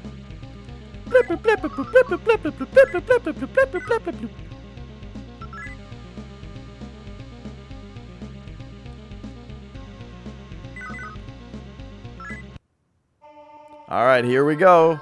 Oh, here he is, dude. These angels do look pretty badass. So, you finally made it this far. It would seem... Wait, this guy, he's more booming. It would seem that I have to deal with you myself after all. What kind of pathetic excuse for a savior are you? In his compassion, God has extended his hand to humankind to bring them peace in the form of the 1,000-year kingdom. And yet, you stand in his way, selling your soul to demons and dedicating your life to opposing his divine will. And even going so far as to slay your friend, Dio! Are you perhaps trying to claim that you are better than God? You are but a mere human! Who are you to challenge his will? It is he that decides what is right and what is wrong, not you! It is not possible to be more arrogant! I will cast you into the flames of hell myself, where you will burn and suffer for all eternity! Well, here we go. So once again, I feel like this is interestingly revelatory, I feel like, about,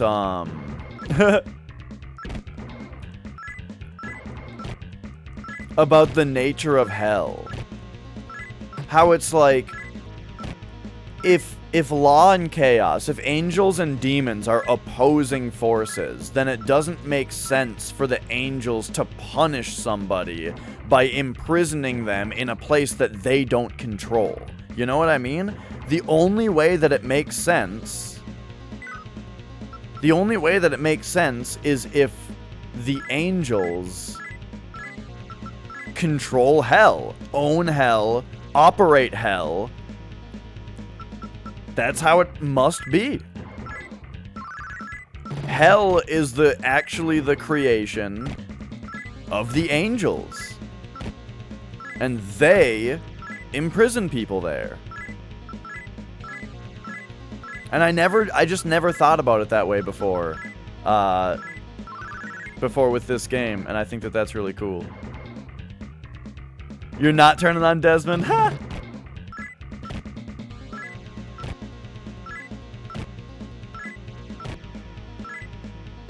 He is great. I feel like I need to keep doing this heal.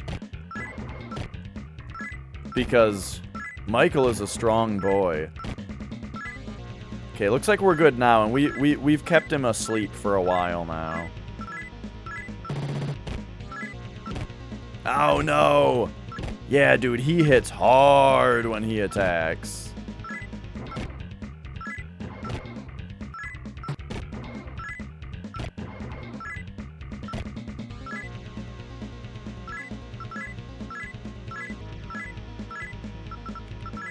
Okay, so now I'm going to be back to Medea.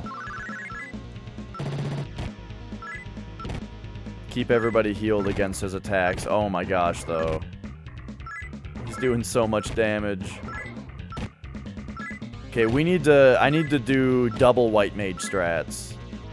So, we need to Rahan, Ravana. So, Ravana, Rahan, yourself, Hitomi, also do a Medea to keep everybody alive. Why, Starman, do you know this for sure? Why would you tell me how much HP the boss has?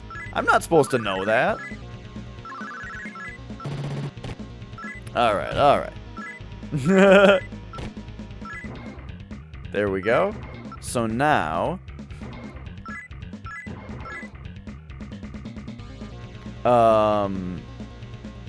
you know. Now we'll go...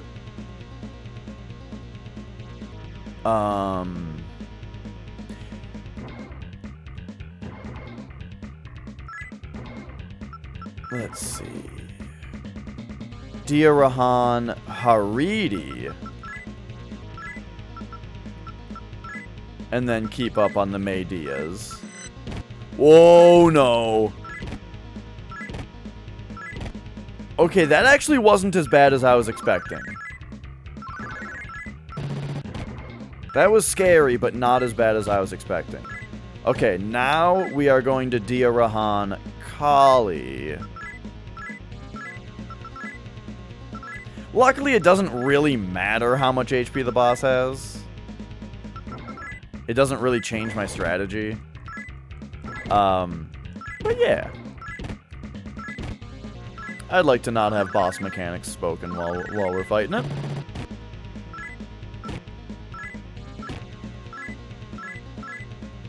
So he seems pretty basic here, and look at this, we're actually pretty much caught up on healing now. So I'm gonna use a gun with Hitomi. It was supposed to be to try to put him to sleep again, but the problem is he's faster than Hitomi is. So she doesn't get her attack off quickly enough.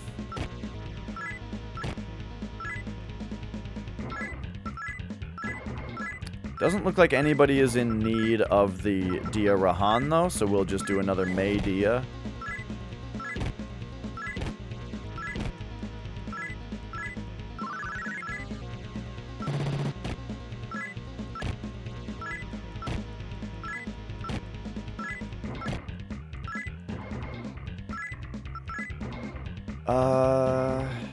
Does Ravana need a Dia Rahan?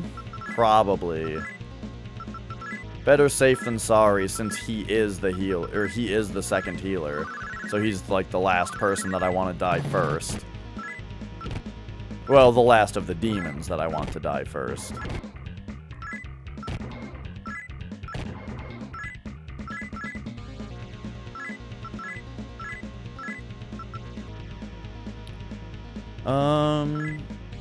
Yep, then we'll hit up Haridi again. Something like that.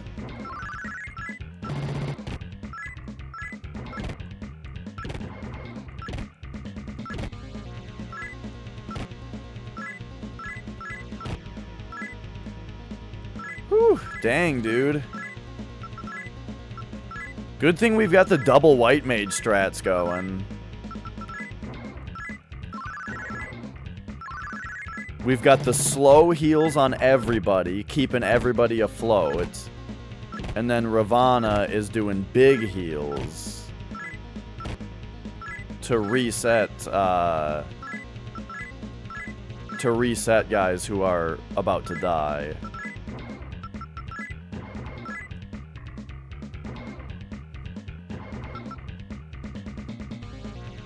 Gosh, Haridi kind of needs it soon, though. But Ravana needs to heal himself this time.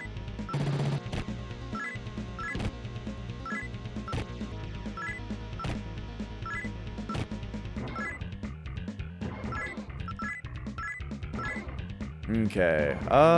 Yep. So, whoops. I'm going to... I want to see something. Does Beelzebub have an extra? No. Okay.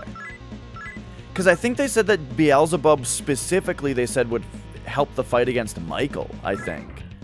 So... I wonder, like, maybe I should be using Tentarafu against him. I'll try it.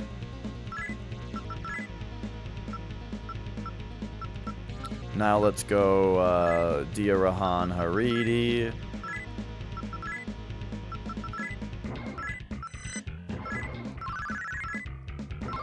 No effect at all, it says.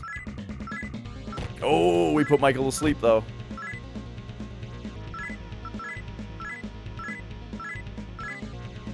Yeah, when you go to Magic, those are the costs, yep. So Maydia is a very cheap spell. I mean, we've had it the whole damn game.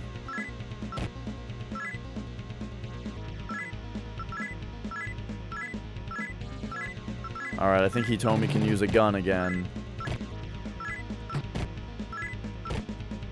Oh, yeah.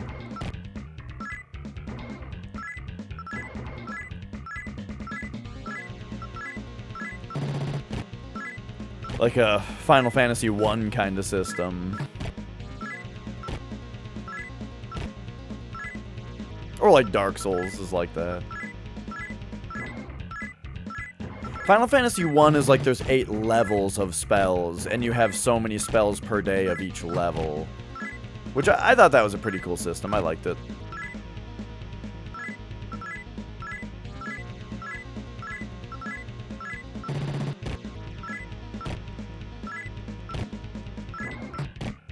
Alright, dude, Michael is still just having a bit of a slumber here.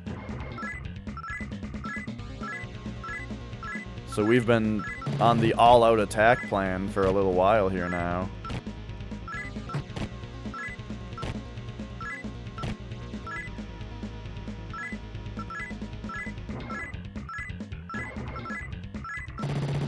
Nice, he just hasn't gotten a turn in forever. This is why, like, I've been using these nerve bullets the whole game. This reminds me a lot of Final Fantasy II. The way that in Final Fantasy II, I like carried around that that like cursed sword or the sleep sword for like the entire game. Because every time I got to a boss battle, I would just equip that, and that would make it so that the main character wouldn't be doing very much damage with his attacks, but he'd be like cursing the enemy or putting him to sleep or something like that all the time.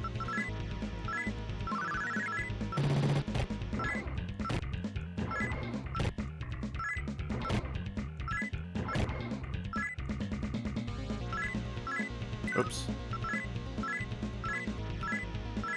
And that's similar to this, where I've got these... I have Dash using a gun, even though he has maxed out strength. Just because it has such a high chance of putting the enemy to sleep and just making him not get turns anymore.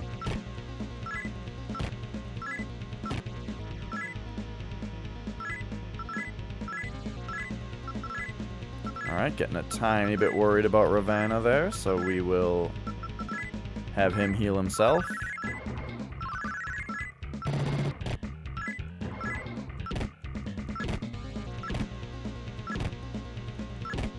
Woo. Big attack from Michael. So this turn we will heal Haridi for full, as well as everybody. Oh, shit. Here's the big magic attack. Good thing we have that heal on Haridi. Now Callie needs a big heal. Man, he is... Whoever attacks last, he's dodging a lot, and I'm not paying attention to who it is. I think it's Haridi.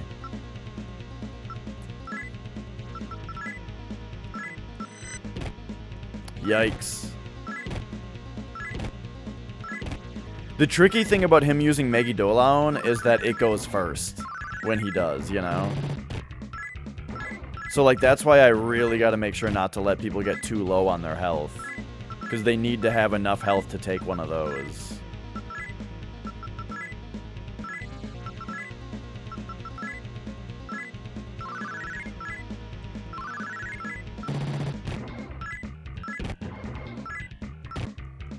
Nice. I like when he does his critical attack, because it hits somebody for some damage, you know.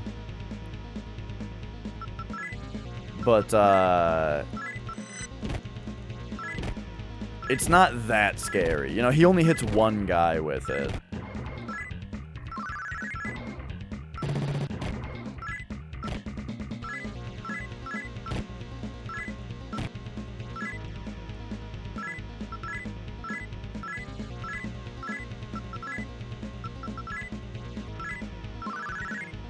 Okay, okay.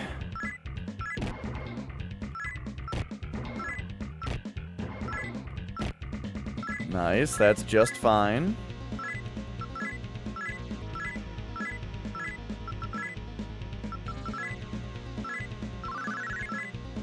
Man, is it Haridi that keeps missing him?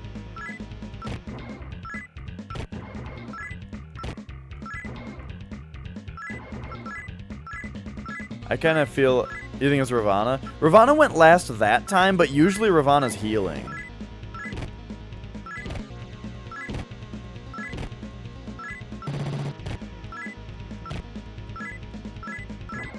Oh, Beelzebub missed him that time. Okay, maybe it's everybody. Everybody except Dash with his maxed out speed.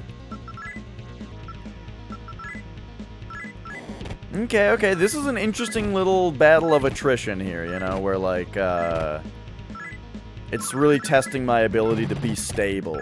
But I think I am. Hitomi's only used 1/6 of her MP, you know? You know what, though? How... The thing is, he casts fire. So I doubt that fire will be good, will be any good against him.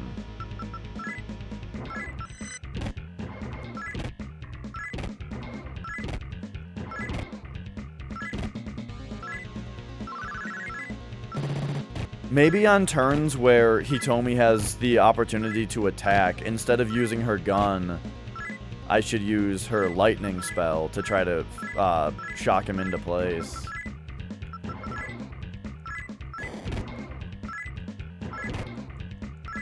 This is like the easiest thing that he does.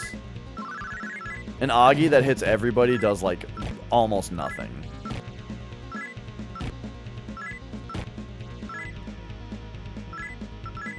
I wish I had buffs though. Man, do I wish I had some characters that had some buffs.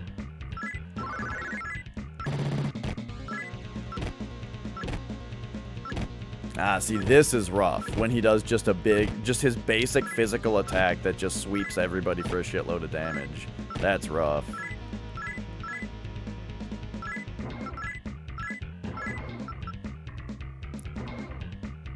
Is this bad enough that we want to start doing a bigger heal? I don't think so. I think Medea can continue to, like, handle this. Ah.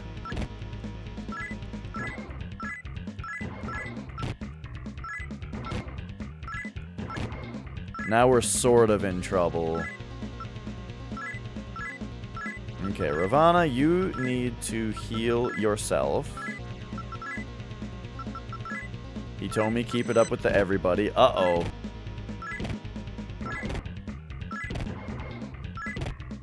See, this is why it's so risky.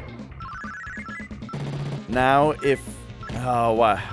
If he does Megidolaon again, it might kill Callie or Haridi.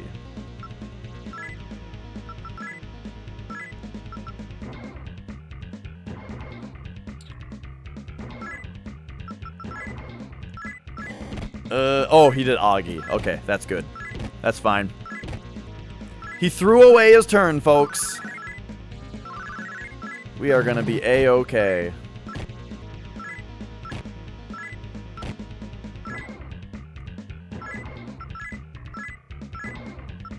Now, Ravana may run out of MP significantly sooner than Hitomi does.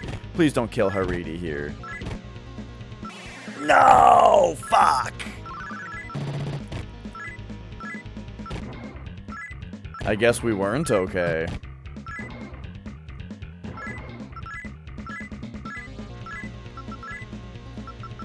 Well, it is less people to have to keep alive now. Or, actually, I have a better idea. We take one turn off with Dash to summon Abaddon. Throw him right there.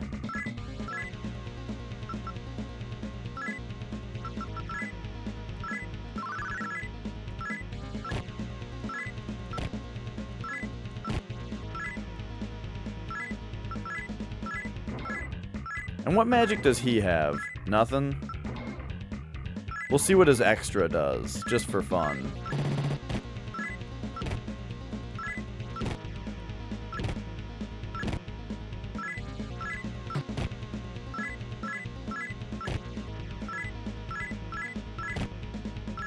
He breathed scorching flames for pretty much no damage. Okay.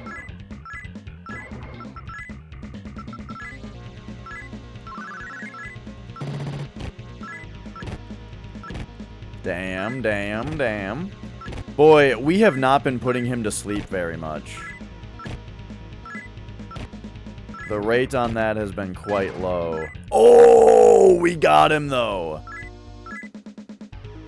Nice. Max out Dash's luck here. Boom.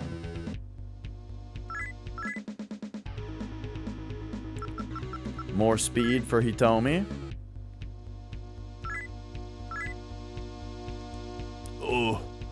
Oh God. Please forgive your pathetic servant, Michael. Forgive me for being so weak. Forgive me for failing to fulfill your will. For failing to summon you here to Earth. For failing to bring your divine compassion to all those that seek it.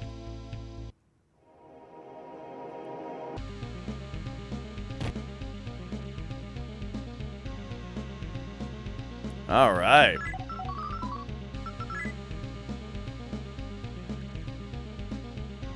Oh, shit. This is like a unique room that we're in now. Hang on, let's fully map it here. And what is this? Stairs up that didn't even ask me? Oh, shit. Louis Cypher. Who is this guy again? You've done splendidly, Dash, he told me. Oh, shit, it's Lucifer. The God of Law's plan has been stopped. His tyranny put to an end. The gods who had been condemned to the abyss so long ago have been freed. And a new golden age on Earth is coming once more. One where the gods and humans live together, side by side in harmony. You have done a great service for us, and I solemnly vow not to violate the trust you have placed in me. I shall not rest until both my subjects and you humans enjoy a level of freedom you have only dreamed about. For this is the natural order of things. Chaos is the true nature of the world. The stronger, more beautiful creatures survive and continue to reproduce, naturally bettering all that live. The cycle of destruction and rebirth will continue unfettered for all eternity, improving life for all until the end of time. However, be forewarned, the God of Law is neither destroyed nor dead. He is the true destroyer, silencing the world by imposing his yoke upon it. In truth, I am no more than a single part of him, albeit one he has discarded. What does that mean? Young humans, consider that question well.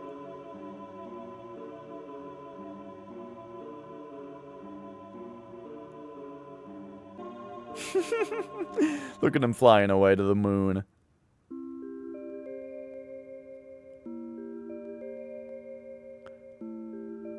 Dash, I wanted to see you again.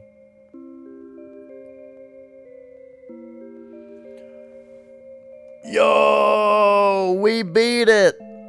Boy, no wonder this game didn't get localized to the US, huh? Nintendo sure didn't like, too many religious themes in their games. And then this game just straight up ended with us killing Michael to stop the summoning of God, and then Lucifer coming and congratulating us and telling us how the world is great without God, because natural order, natural selection, and that kind of thing is the true way of life, and that those things will overall improve the quality of life as only the better people essentially survive, and that God would come in and impose some external will, external law upon that system, which is only bad.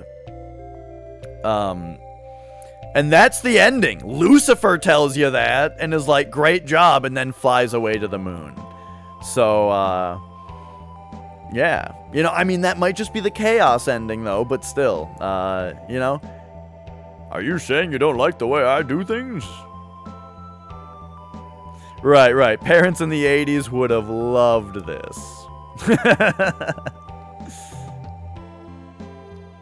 What happened in your video game today, Shun? Well, Dad.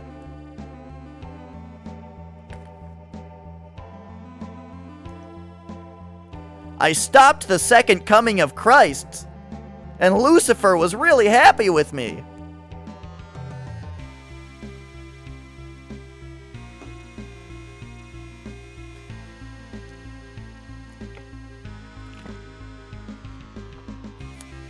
Oh man, this game was really cool.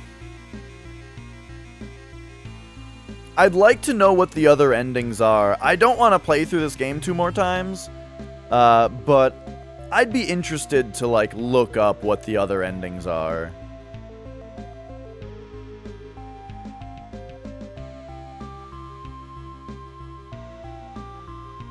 What have you been smoking, you little punk?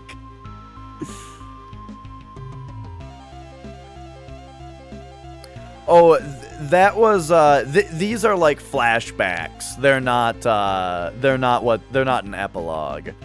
So that was like the flashback to where we got to her to save her, you know?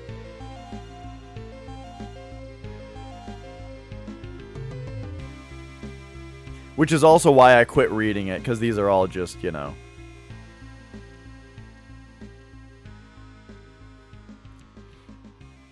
Flashbacks. A flashback.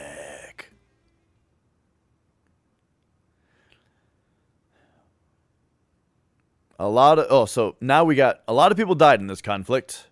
A countless number of individual sorrows, joys, hatreds, and loves snuffed out. But you know, Dash, they will all come back and be reborn, just the way I was.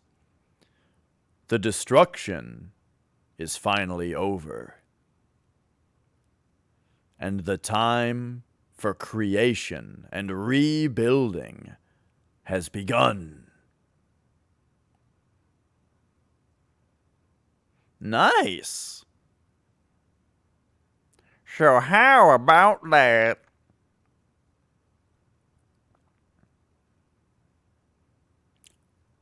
Oh.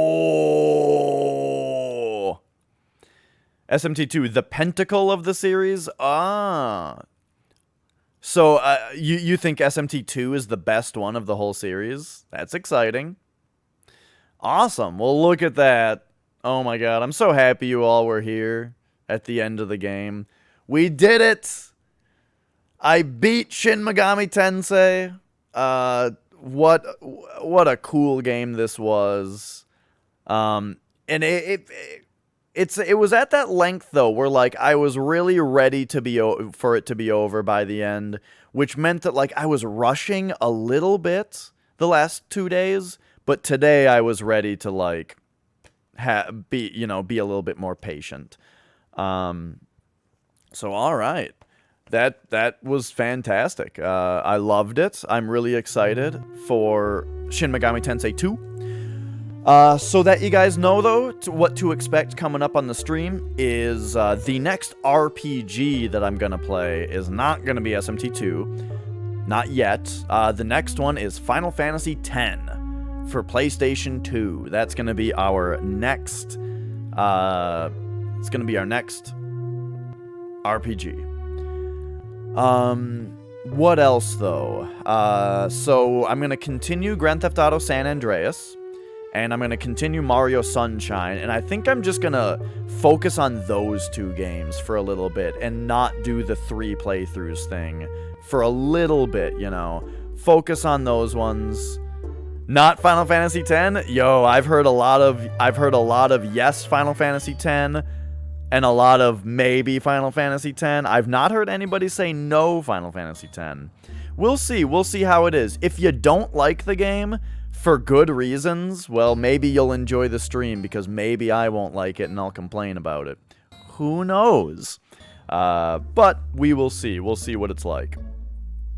I'm going to press A on this screen here start, select, R, L, up, down, left, right, Y, X, A, B, select, start, L, R. Okay, look at that. So that's it. We're at the end. This isn't the right kind of music. So yeah, thanks again for watching this. I think right now I've got some time to load up some Super Mario Bros. And do some speed runs. But I need to put a... for now though, for this playthrough, we got to put an end to the playthrough, right? I'm still gonna stream. Stream is gonna keep going. But it's time to, like, give our ending to this game. So this game was really, really good. I wish I had a translated manual so that I could have put some of my unease to rest as far as, like, the alignment mechanics, you know? But once we got into chaos, I didn't mind as much, because I would much rather be... I wanted to be neutral, right? But I would way rather be chaos than law. Because when we were law, everybody was, like, putting us down for being, you know, godly, where, like, this whole idea that the game puts down where law is like imposing external restrictions to a society, you know what I mean? And that kind of thing. And, like, and the whole idea that, like, the god is just, like, insecure and prejudiced, right? And that's why he murders people who don't agree with him, you know, with the whole flood and all that kind of stuff. And you're helping him, you know? And I didn't like that, because I didn't want to be law-based, you know? So then I didn't like people putting me down for, like, the negative stuff that comes along with it, you know? And I was like, I don't like that this happened, you know? But then once we got over to chaos, then it was alright, you know? So, in the end, I enjoyed the ending that I got. I thought that was really cool. I liked the ending. I liked the last boss, even though I feel like neutral is probably cooler. I wonder if on the neutral ending, you actually fight a more climactic boss. I wasn't expecting, because there's the heart of the cathedral. I wasn't expecting Michael to be the end. So that's what I'm uncomfortable with right now, with the ending to this game, is the fact that we never went to the heart of the cathedral. What I wanted was an ending where we defeat Michael, but like the summoning of God still happened, and then we went and fought him. You know what I mean? Like, fight Michael, fight Lucifer, go to the heart of the cathedral, fight God. Especially because this game started, the very first thing in this game that happened was dialogue from God, you know, who's saying, like, who enters here, or whatever. And so I would have liked that more. I feel like the game was cut short because of our alignment. So yeah, I'd be curious, you know. I wonder if there's a way where I can load my file, if there's some mechanic you can do that manipulates your alignment to where I can get back to neutral, and then maybe do that style. I don't know. Probably not, though. I think I was locked in. But I would at least like to see the other endings. I just wish that, you know, I could have gotten the ending that I felt was the true ending. Oh well. We'll see what happens. This is way louder. We'll see what happens with Shin Megami Tensei 2 when that happens, and with the future games and all that, but I thought that this one was really cool. I look forward to playing some Final Fantasy X with you guys, and then also getting to some other RPGs, because, man, I just love RPGs, you know? And they're great. So, thank you so much for being here for Shin Megami Tensei. This game was wonderful. I loved it. I hope you guys enjoyed it also. And, yeah, I hope to see you guys for the next game. For today, I'm going to hook up the Famicom, and we're going to play some Super Mario Bros. Because I am currently in a Super Mario Bros. Tournament, and I'm rusty. I still need to practice up and fix that. And then in 2 hours and 15 minutes, I actually have a I'll be doing commentary on a Mario race for the tournament, on a tournament race on Speed Gaming. So I'll let you guys know where to find that, when it happens. Until then, I'm going to be practicing my Mario game. So thanks again for watching, and I will be right back with some Mario.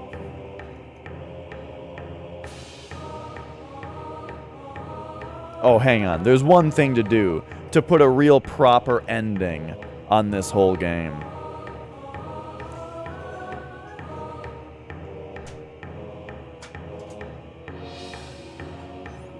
And that is to take the game here. You know? Take my camera.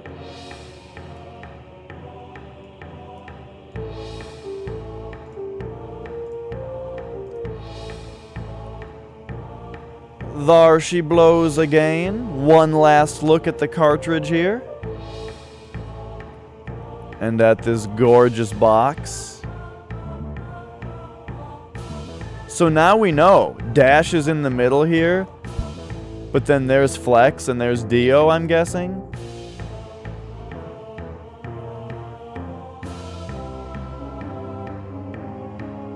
Yeah.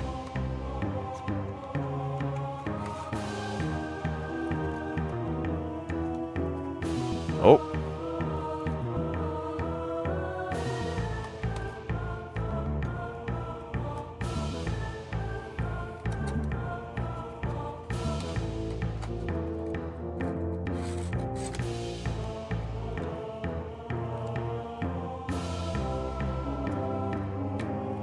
The only thing about these boxes is getting that little plastic shell down without hitting this. By the way, I got some damage on the bottom of my box. That's too bad. But at least it's on the bottom. And there we go.